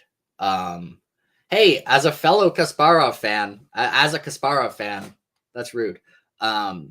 So I'm someone, I think Garry Kasparov is the greatest chess player of all time. And I think the reason I have him at one, like the Magnus, I think has a good case because competition right now is inarguably higher. Like the 15th best player in the world has never been as good as it is now. One thing Gary has is I think for like the second best player, Gary has the highest level of competition in that if Garry Kasparov didn't exist, Karpov would literally be a greatest of all time debate like candidate. And Garry Kasparov was like in heads to heads, it was very close, but for playing other people, Gary was clearly better than Karpov. And I don't think there has ever been a better, obviously not better in terms of like raw, like how accurate they are because chess theory, but in terms of how good they were relative to their peers, I don't think there's ever been as good as the second best player. And Gary just has the combination of longevity and dominance. But I mean, you can definitely make a very good case for Magnus just due to like the level of competition and theory. Yeah. So you have he said Karpov is the third best player of all time. Which yeah, so that's why I think Kasparov is the best player of all time because his main rival was literally an all-time great candidate. Yeah, exactly. This. And none of the other like dominant ones can say that about anyone. Like if you remove Carlsen, like Caruana is very good, and Hikaru is very good, Anand is very good for longer. But think none of them are close to Karpov. I've skipped ahead for chess. I haven't really played many of the Paradox games. I'm not good at trying new games. I'm playing what I know. Let's see. Yeah, I hope you do. And yes, you do have to read Tigana because Tigana is excellent. Although it's one of the books that some people I say this, as Mark Lawrence has pointed out, it's not objectively true. And if you go to Tigana, there actually are a lot of 3 or 4 star ratings. But yeah, Anand had Kramnik. But anyways, Tigana definitely you see a lot of people be 2 stars or 5 stars. Yeah, that's fair. That's fair. Let's see. Is there anyone else? Yeah, but I mean, if you're making an all-time great list, Kramnik is not comparative. Like so, Fischer is the furthest ahead of the second best chess player except maybe Paul Morphy, but it's kind of hard to look at. Fischer was the furthest ahead of the second best chess player that anyone has ever been. Like no one else is going 20-0 in candidates. That's not happening. I mean, it couldn't happen in modern chess, but like if your measure for greatest of all time, which I know some people is at their best, like how far were they ahead of the field, then Fischer is better than anyone else.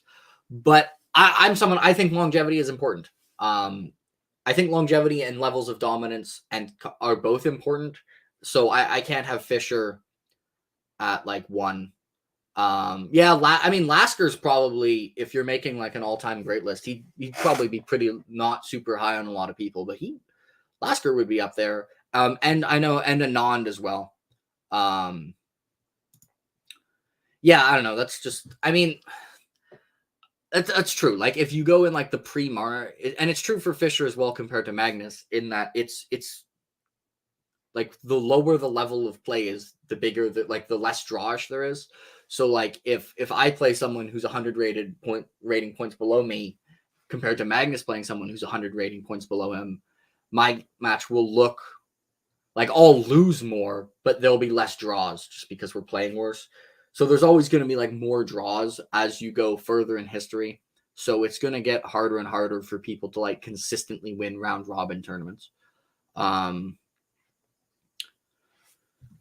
Good, Chris. Finally, gotta get some Realm of the Elderlings. All right, I think we've caught up again. So I'm going to this.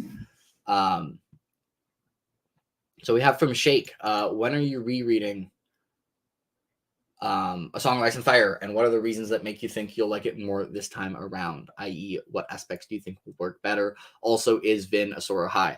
Vin is not a Sora High. But why do I think I'll like it more? I just like that style of book more now. I used to have a somewhat strong preference for more straightforward writing. And now I like both straightforward and more extravagant writing. I either done well, I think I'm very happy with. I'm more into the fantasy books that are kind of more Earth-like. I shouldn't say that's like necessarily my preference, but it used to be I really liked fantasy worlds that were like clearly different from Earth and more high magic stuff. Now I have more like favorite books that are low magic stuff.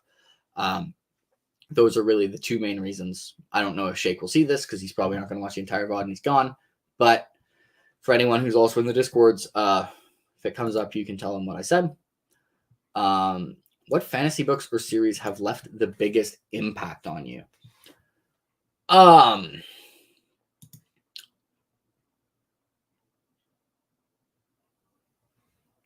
That's hard. So I think stuff you read earlier in life kind of almost has to have a bigger impact on you. Probably the Dresden Files, to be honest. It's kind of my comfort read. Harry is probably the character who I've thought of the most, just like parts of Harry's character. It might have to be the Dresden Files, but I don't know. Oh, Shake's still here. Hi, Shake. And we have someone, Avi, here asking where to start Guy Gavriel K. So I would not call myself a Guy Gavriel K guru because I haven't even read all of his books. And there are people who've read all of his books multiple times who, are much more a Guy Gavriel K guru. But Guy Gavriel K is underrepresented on BookTube. So I'm one of the people who's read his books. If you want a more fantasy book, Tigana. If you want a more historical fiction book with a twist of fantasy, then The Lions of Alresong is kind of my default answer at this point. I'm going to make, when I'm done all of them, I'm going to make a video going through all the starting points.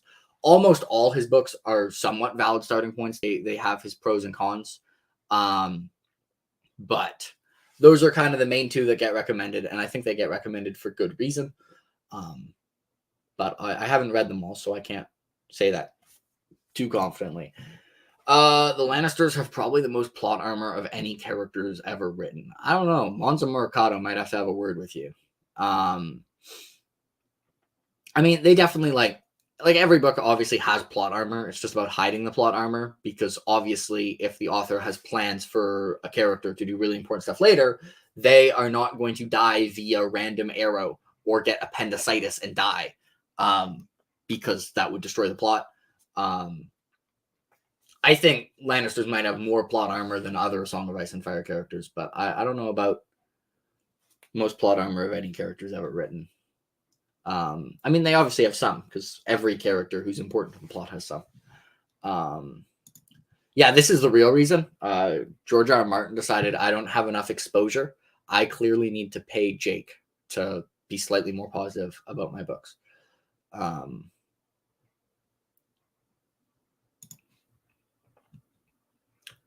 I mean, I like Sanderson's prose, so I don't know what to tell you. I find, so like when I'm reading, this is one thing I think for prose like has a pretty big impact on enjoyment, but is very different for different people. And that's when I'm reading a book, a lot of my favorite authors, like as I'm reading the book, I will like almost the background of the world will almost like blur out, and I'll just be like really in the book. And I visually picture things as I read. So there's a little movie playing in my head. And Sanderson, like Stormlight, is literally 4,000 pages of that. And it's one reason why I read Stormlight much faster than I read other books, because I just don't get distracted while reading Stormlight. Same thing. I mean, there's a lot of authors whose prose is very different from that, but also has that happen. Like, this is why while reading Demon in White on the bus, I can read Demon in White on the bus, even if other people are talking, because of how immersed I was in it, and I almost missed my bus stop.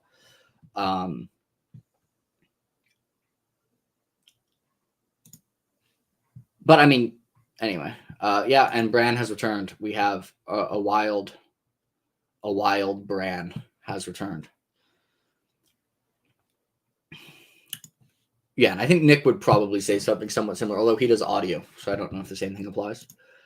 Yeah, I mean, I'm not expecting it to ever get finished. I don't, but I don't know. I think like my interest in A Song of Ice and Fire goes up and down, but I think if Winds of Winter comes out, it's still selling 1 million copies in the first month.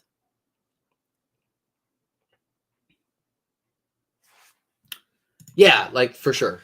I mean, that's reasonable. Yeah, I mean, if someone criticizes Sanderson prose, yeah. Oh, so you mean like the default position? If someone says like, oh, I don't like Sanderson's prose, just like, oh, it's a stylistic take. Well, and it's like you can like the style of Window Crane prose and also dislike Sanderson's prose. I mean, this is the same thing. I think people do this for a lot of things, and it's really annoying. Where like if you say something like, oh, I don't like this aspect of this Malazan character, and it's like, oh, well, he has a different like way of writing characters, and it's like, no, I'm fine with that style. I just dislike this character. Yeah, the exam is more important than this Q&A, 100%. If you have anyone who has an exam tomorrow, should not be here. Well, unless you're taking a break from studying, because realistically, you are not going to study for 15 hours straight. I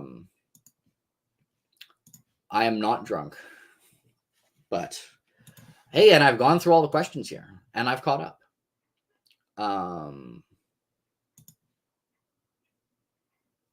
I think Emperor's Soul that's actually my favorite novel in terms of Sanderson prose. I don't remember noticing it in Shadows for Silence in the Forest of Hell, or Sixth of Dust, but I might notice it on reread. But Emperor's Soul, I actually think, is my favorite in terms of Sanderson writing. Yeah, and I mean, Malazan, remember how I talked about for some books, like I just really get immersed and like the movie starts playing in my head. That just doesn't happen while reading Malazan, which one reason why I read it very slow. I got distracted while reading it more often. But it also really does like emotionally impact me at times as well. It just, I mean, Erickson is obviously very good at what he's trying to do. Sometimes he makes choices that I'm not the biggest fan of ever, which is fine. But that's why I don't think it's ever going to be one of my favorite series, just because I just don't enjoy reading it as much as I enjoy reading other series, even if I think it is very good. I've been caught up for a while, Bran. I had to answer. There was a bunch of comments that weren't actually questions. I am hyped for Sando's secret projects. There's kind of, on one hand, like obviously he wrote them on the side thing, so you could be like, all right, maybe they're going to be worse than his average stuff. But on the other hand, like the last time he wrote something that was completely unplanned, that was just like, I have this idea and I want to write it, was The Emperor's Soul. I find for authors, sometimes authors will write books very quickly and sometimes they'll take slower. Sanderson's generally like very consistent. Like he'll write each book in roughly similar amount of time, but there are some very inconsistent authors. And I don't buy the correlation that the authors, that when they spend longer on a book, it's better. Obviously in general, if authors spent longer on books, like self-evidently, they would be able to make it more polished. But they maybe go insane. By the way, I have finished, I'm assuming you mean finished the Wheel of Time reread. I have finished the Wheel of Time. I have read Wheel of Time. And yes, I do need to make progress on the reread. I think I have to get to Lord of Chaos at some point, but I've kind of stopped planning ahead for rereads. I tend to be, I'm very TBR, like pretty structured for planning new reads, but then for rereads, I just read whatever I'm in the mood to read. Every time I try and plan rereads, it just goes pretty badly. So yeah. But yes, I'm hyped for as Chris said, I'm hyped for anything Cosmere. But, I mean, I could see them being worse on average than the Cosmere books, or better just because they're the story that he just was like was more fresh. Worse because he just wrote them not like with his normal process, and he's just releasing them very rapid fire. Yeah.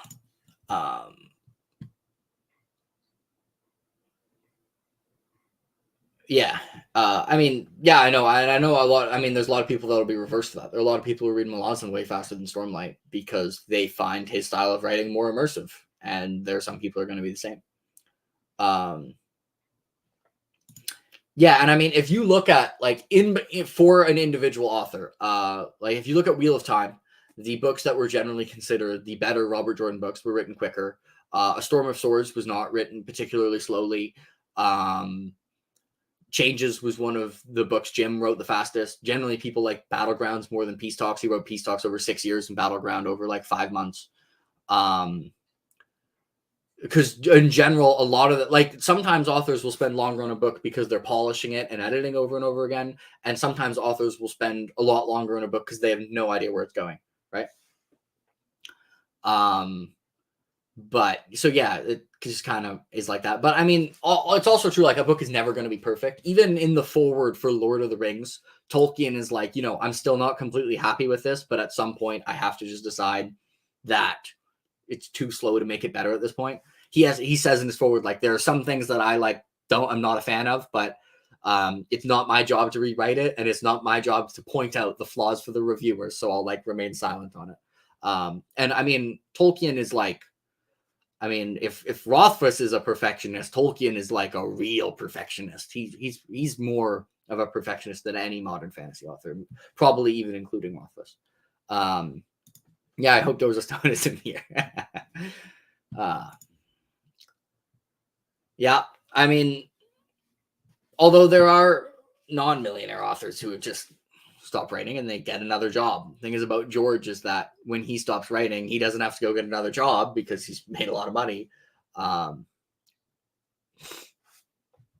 I mean, I don't expect Stormlight levels for basically anything I read. I expect to like Stormlight more. I mean, if you had to like ask me to guess, I would guess that my scores for the secret projects are going to range from high 8s to low 9s. But I mean, I could be surprised in either direction. I don't know really anything about the memoirs of Lady Trent. I'm going to bring it up right now. Memoirs of Lady Trent. I don't think I've ever heard of the series. So I didn't plan on it. It's got a dragon on the cover. A bunch of people on my friends list have rated it. I hadn't planned on it, but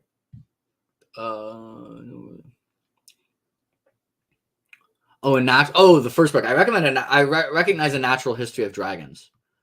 Yeah, so never mind. I have heard of it. It's not necessarily high on my list, but I'll probably read it eventually. I mean, I'm probably going to be reading fantasy for a long time, so I'll probably read a lot of things eventually.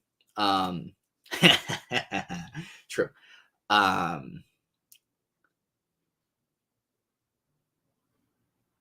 And also, I'm fine. I'm just fine with waiting for books at this point. I enjoy like reading series as it comes out and having like the wait to the release day and having like all the conversations about it and the theory crafting. And unlike a lot of people now, I'm also want Blood and Fire to come out. So when he says he made a lot of progress on Fire and Blood too, most of the fans are just groaning, but I'm like, ooh, Blood and Fire. Yeah, I want to know more about Maekar. World of Ice and Fire didn't say anything about him. Tell me your secrets. But yeah, I mean, it's going to depend person to person on whether you're bothered by a series not being finished, but I'm kind of fine with it unless it ends on, I mean, Dance of Dragons does end on a cliffhanger, which is unfortunate. True, but I mean, I might read manga eventually. All right, I might read manga eventually. Well, I mean, the Targaryens you see in the show aren't exactly the Targaryens from the books, but I mean, it depends. If you like history, you'll probably like Fire and Blood. If you don't, you probably won't. Also, I love how absolutely tinfoil like the Song of Ice and Fire. You can see this in the comments of my Targaryen monarchs on the tier list. There's some people who are like, think that the person who like everything says is the worst king, it's like all a conspiracy, and like they think that the actual ranking of the kings is like completely reversed, which what's the point of Fire and Blood if that's the case? But like the Song of Ice and Fire theories are wild. I mean, same with King Killer Chronicles theories. They really go out there, but it's fun. Yeah, I mean, if you had to pick, like, hey, Jake, what do you want to come out, the Winds of Winter or Blood and Fire? I'll obviously pick Winds of Winter, but I want both. And I am very hyped for House of the Dragon. I think it's going to be excellent. I think it has the section of the book isn't my favorite because there's just so many characters, and in the format, it's hard to really get to know them all. But done well, it could be like an absolutely stellar show. Well, it's unfortunate for not caring about the Targaryens. Then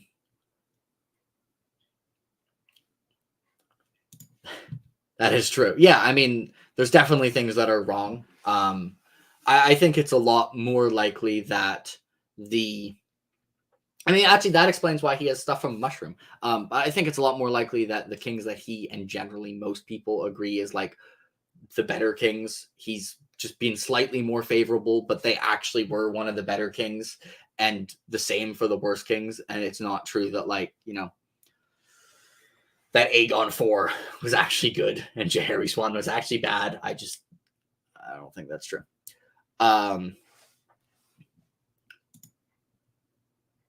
Let's see. Yeah, I mean, Game of Season 8 was bad, right? But I'm still hyped for House of the Dragon. Yeah, I mean, this is true. I mean, it's covers 300 years, right? So people are going to be like, there's very little resemblance between Aegon the Conqueror and like Viserys, A Song of Ice and Fire character, not one of the kings who was named Viserys. And I mean, in general, like all the Targaryens are different people. There's a lot of them, so there's some that are much more similar to some of the characters you see in A Song of Ice and Fire, and some that are less. All right. We're at an hour and 46 minutes in. Probably not going to go for that much longer because I am caught up and I have gotten through all of these questions, but probably going to be wrapping up because we are kind of, I think, somewhat running out of questions here, and we've been going for 2 hours, around 30 people the entire time, which is, I mean, I wasn't expecting to be this behind on questions, but I'm glad it worked out and that people showed up. But I know different characters are different, but I mean, obviously, like, there are some family traits that kind of sit through.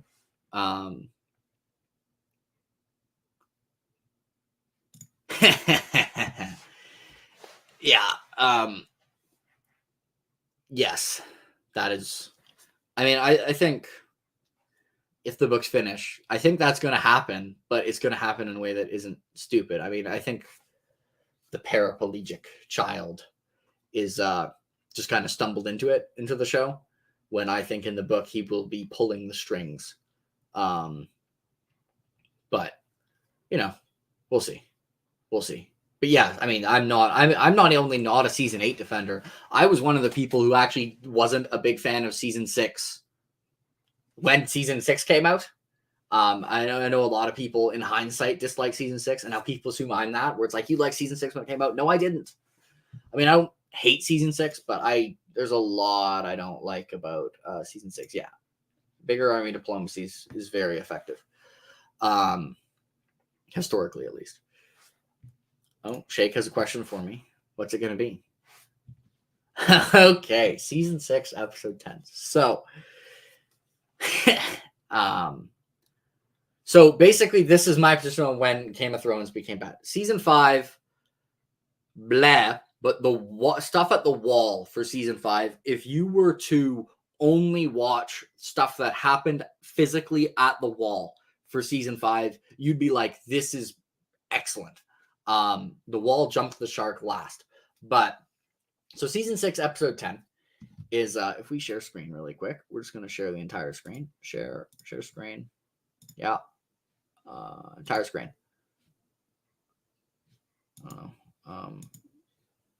Oh, okay, share.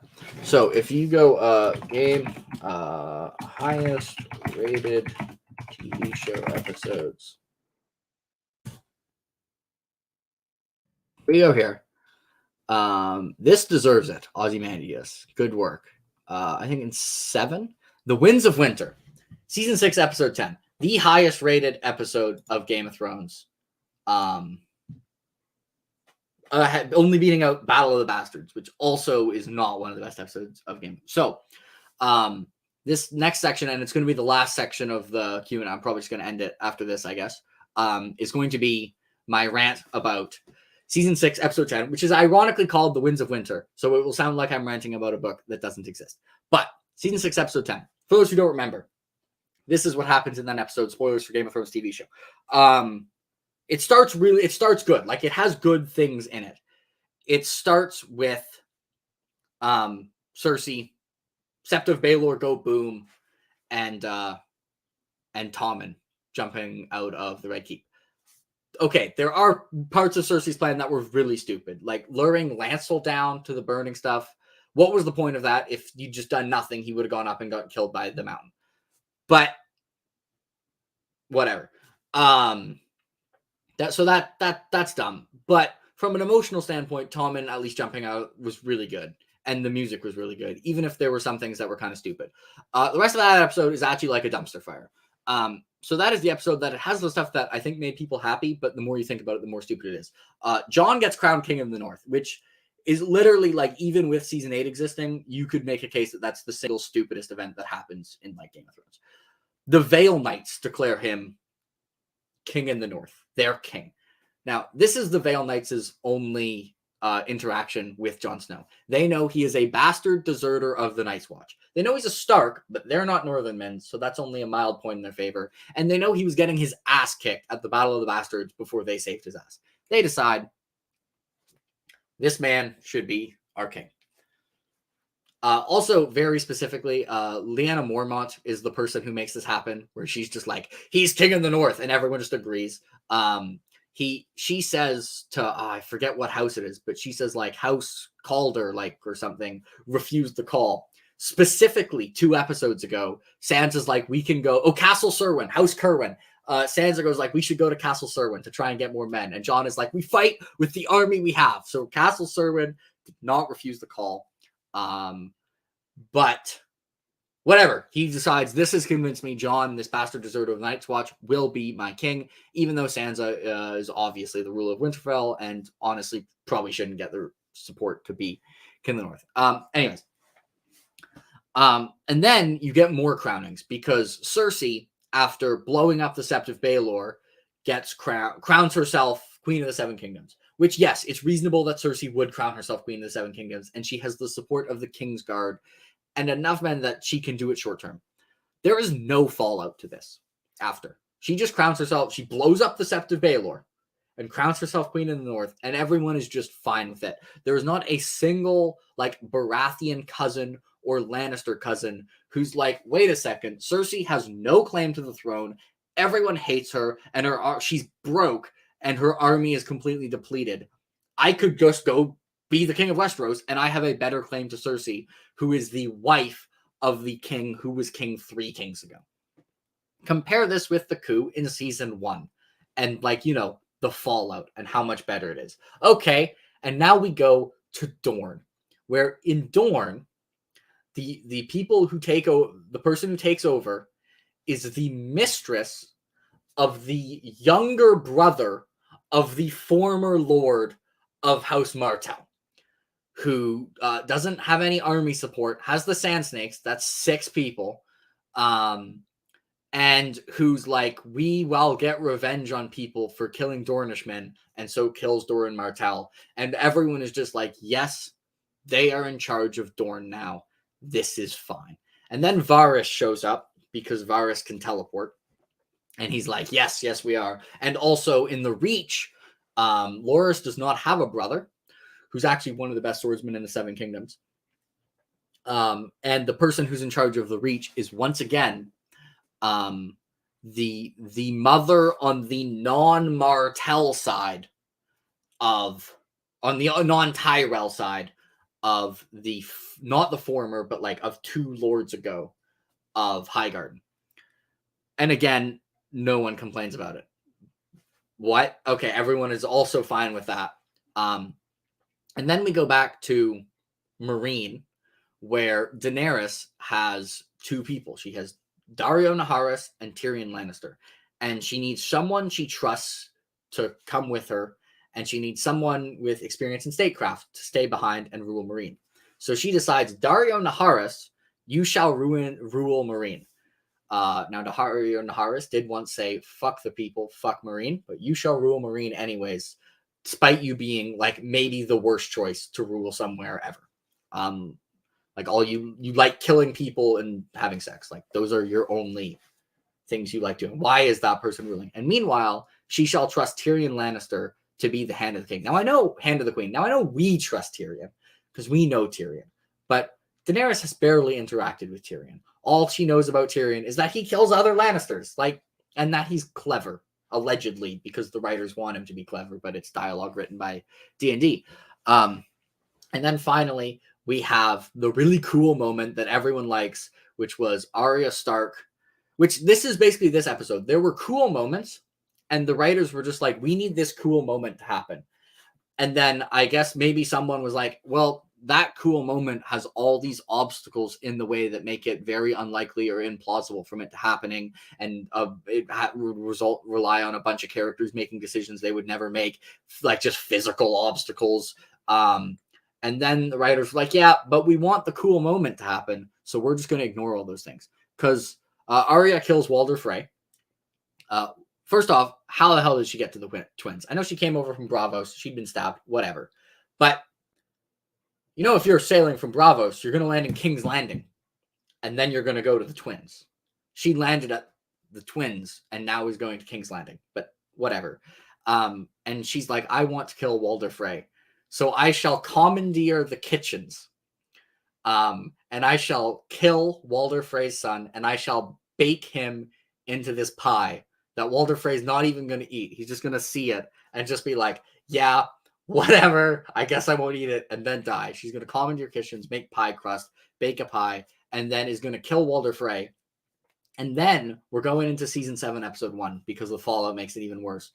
In season 7, she's called all of the Freys, all of them. They all showed up. House Frey has hundreds of people. All of them showed up, even though they all gathered like 2 fucking weeks ago. And I guess in the meantime, she pretended to run the castle. But, I mean, the oldest son of Walder's going to have duties, and Walder's going to have duties. So I guess did she pretend to be both of them? Was like, I guess.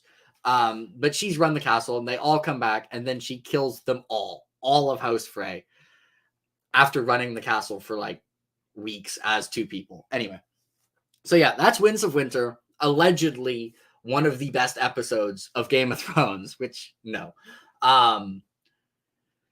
So realistically, it is like, we have Bran, he has his ranking of the seasons, and like realistically, Winds of Winter is better than all the season 8 episodes. But the fact that people love it so much makes me hate it more, because of my inner contrarian. So it's actually one of my most hated episodes of Game of Thrones, even though like there are lots of episodes that are worse than Winds of Winter, because at least it has some good stuff in it. But like, it's every episode of season 1, 2, 3, and 4 is better. I hate that episode. I hate that so many people love that episode. Like that it is the highest rated episode of Game of Thrones. At least Reigns of Castamere is 3rd. Like Reigns of Castamere, sure. Like if Reigns of Castamere, if you say that's the best episode of Game of Thrones, I can get along with that. I think other than the Red Wedding, it's not as consistently like start to finish as amazing, but the Red Wedding is so good. But anyways. Oh, yeah, the Tower of Joy thing. Oh, yeah, the Tower of Joy. I forget exactly what happens with the Tower of Joy in season 6 episode. I forget exactly what happens with the Tower of Joy in that episode. Yeah, exactly what Brand said. I also just hate season 6 more because there are lots of people that like season 6 more than seasons 1, 2, 3, and 4. Anyway, yeah. So season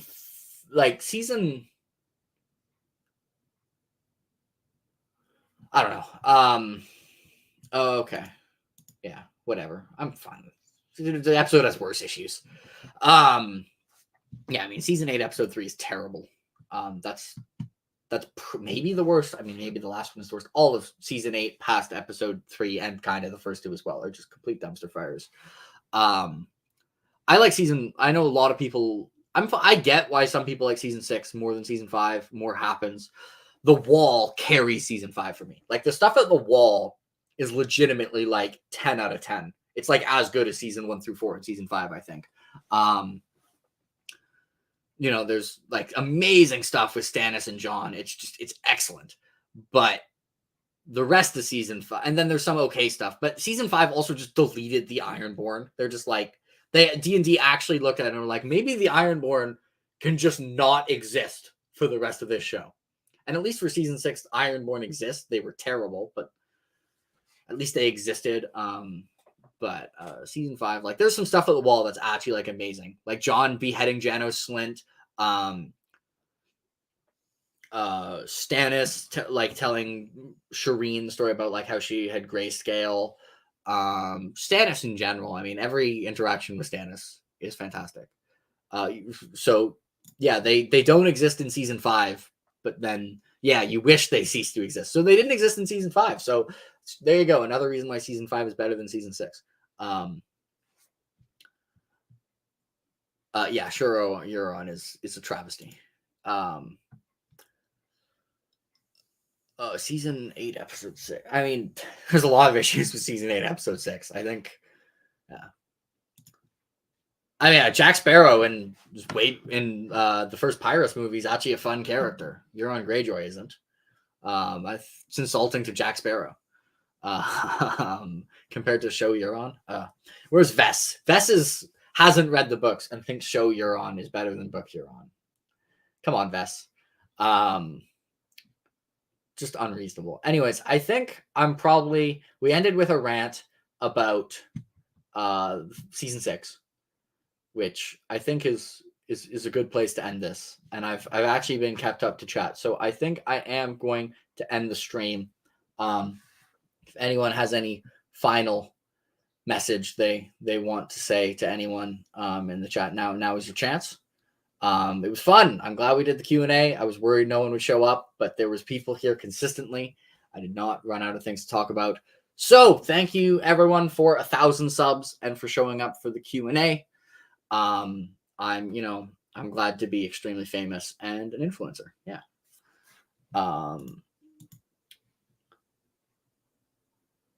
Well, you provided plenty of clever questions and comments, so you did your best. And yes, that is correct. Also, The Watchers on the Wall is the best episode of Game of Thrones and maybe the best episode of television. Yeah. Breaking Bad episodes could change my mind on that, but it's such a good episode. Characterization and action. How's that? Watchers on the Wall. It's just a big battle. One of the best battles ever, like for fantasy battles. But there's so much character stuff in that episode. It's so good. Also, Blackwater, one of the best episodes. The line from Tyrion. Those are brave men out there. Let's go kill them. That line is actually better than all of season 6. There's probably a mathematical proof for that I just don't understand. But I think science proved that, actually. Anyways, bye, everyone.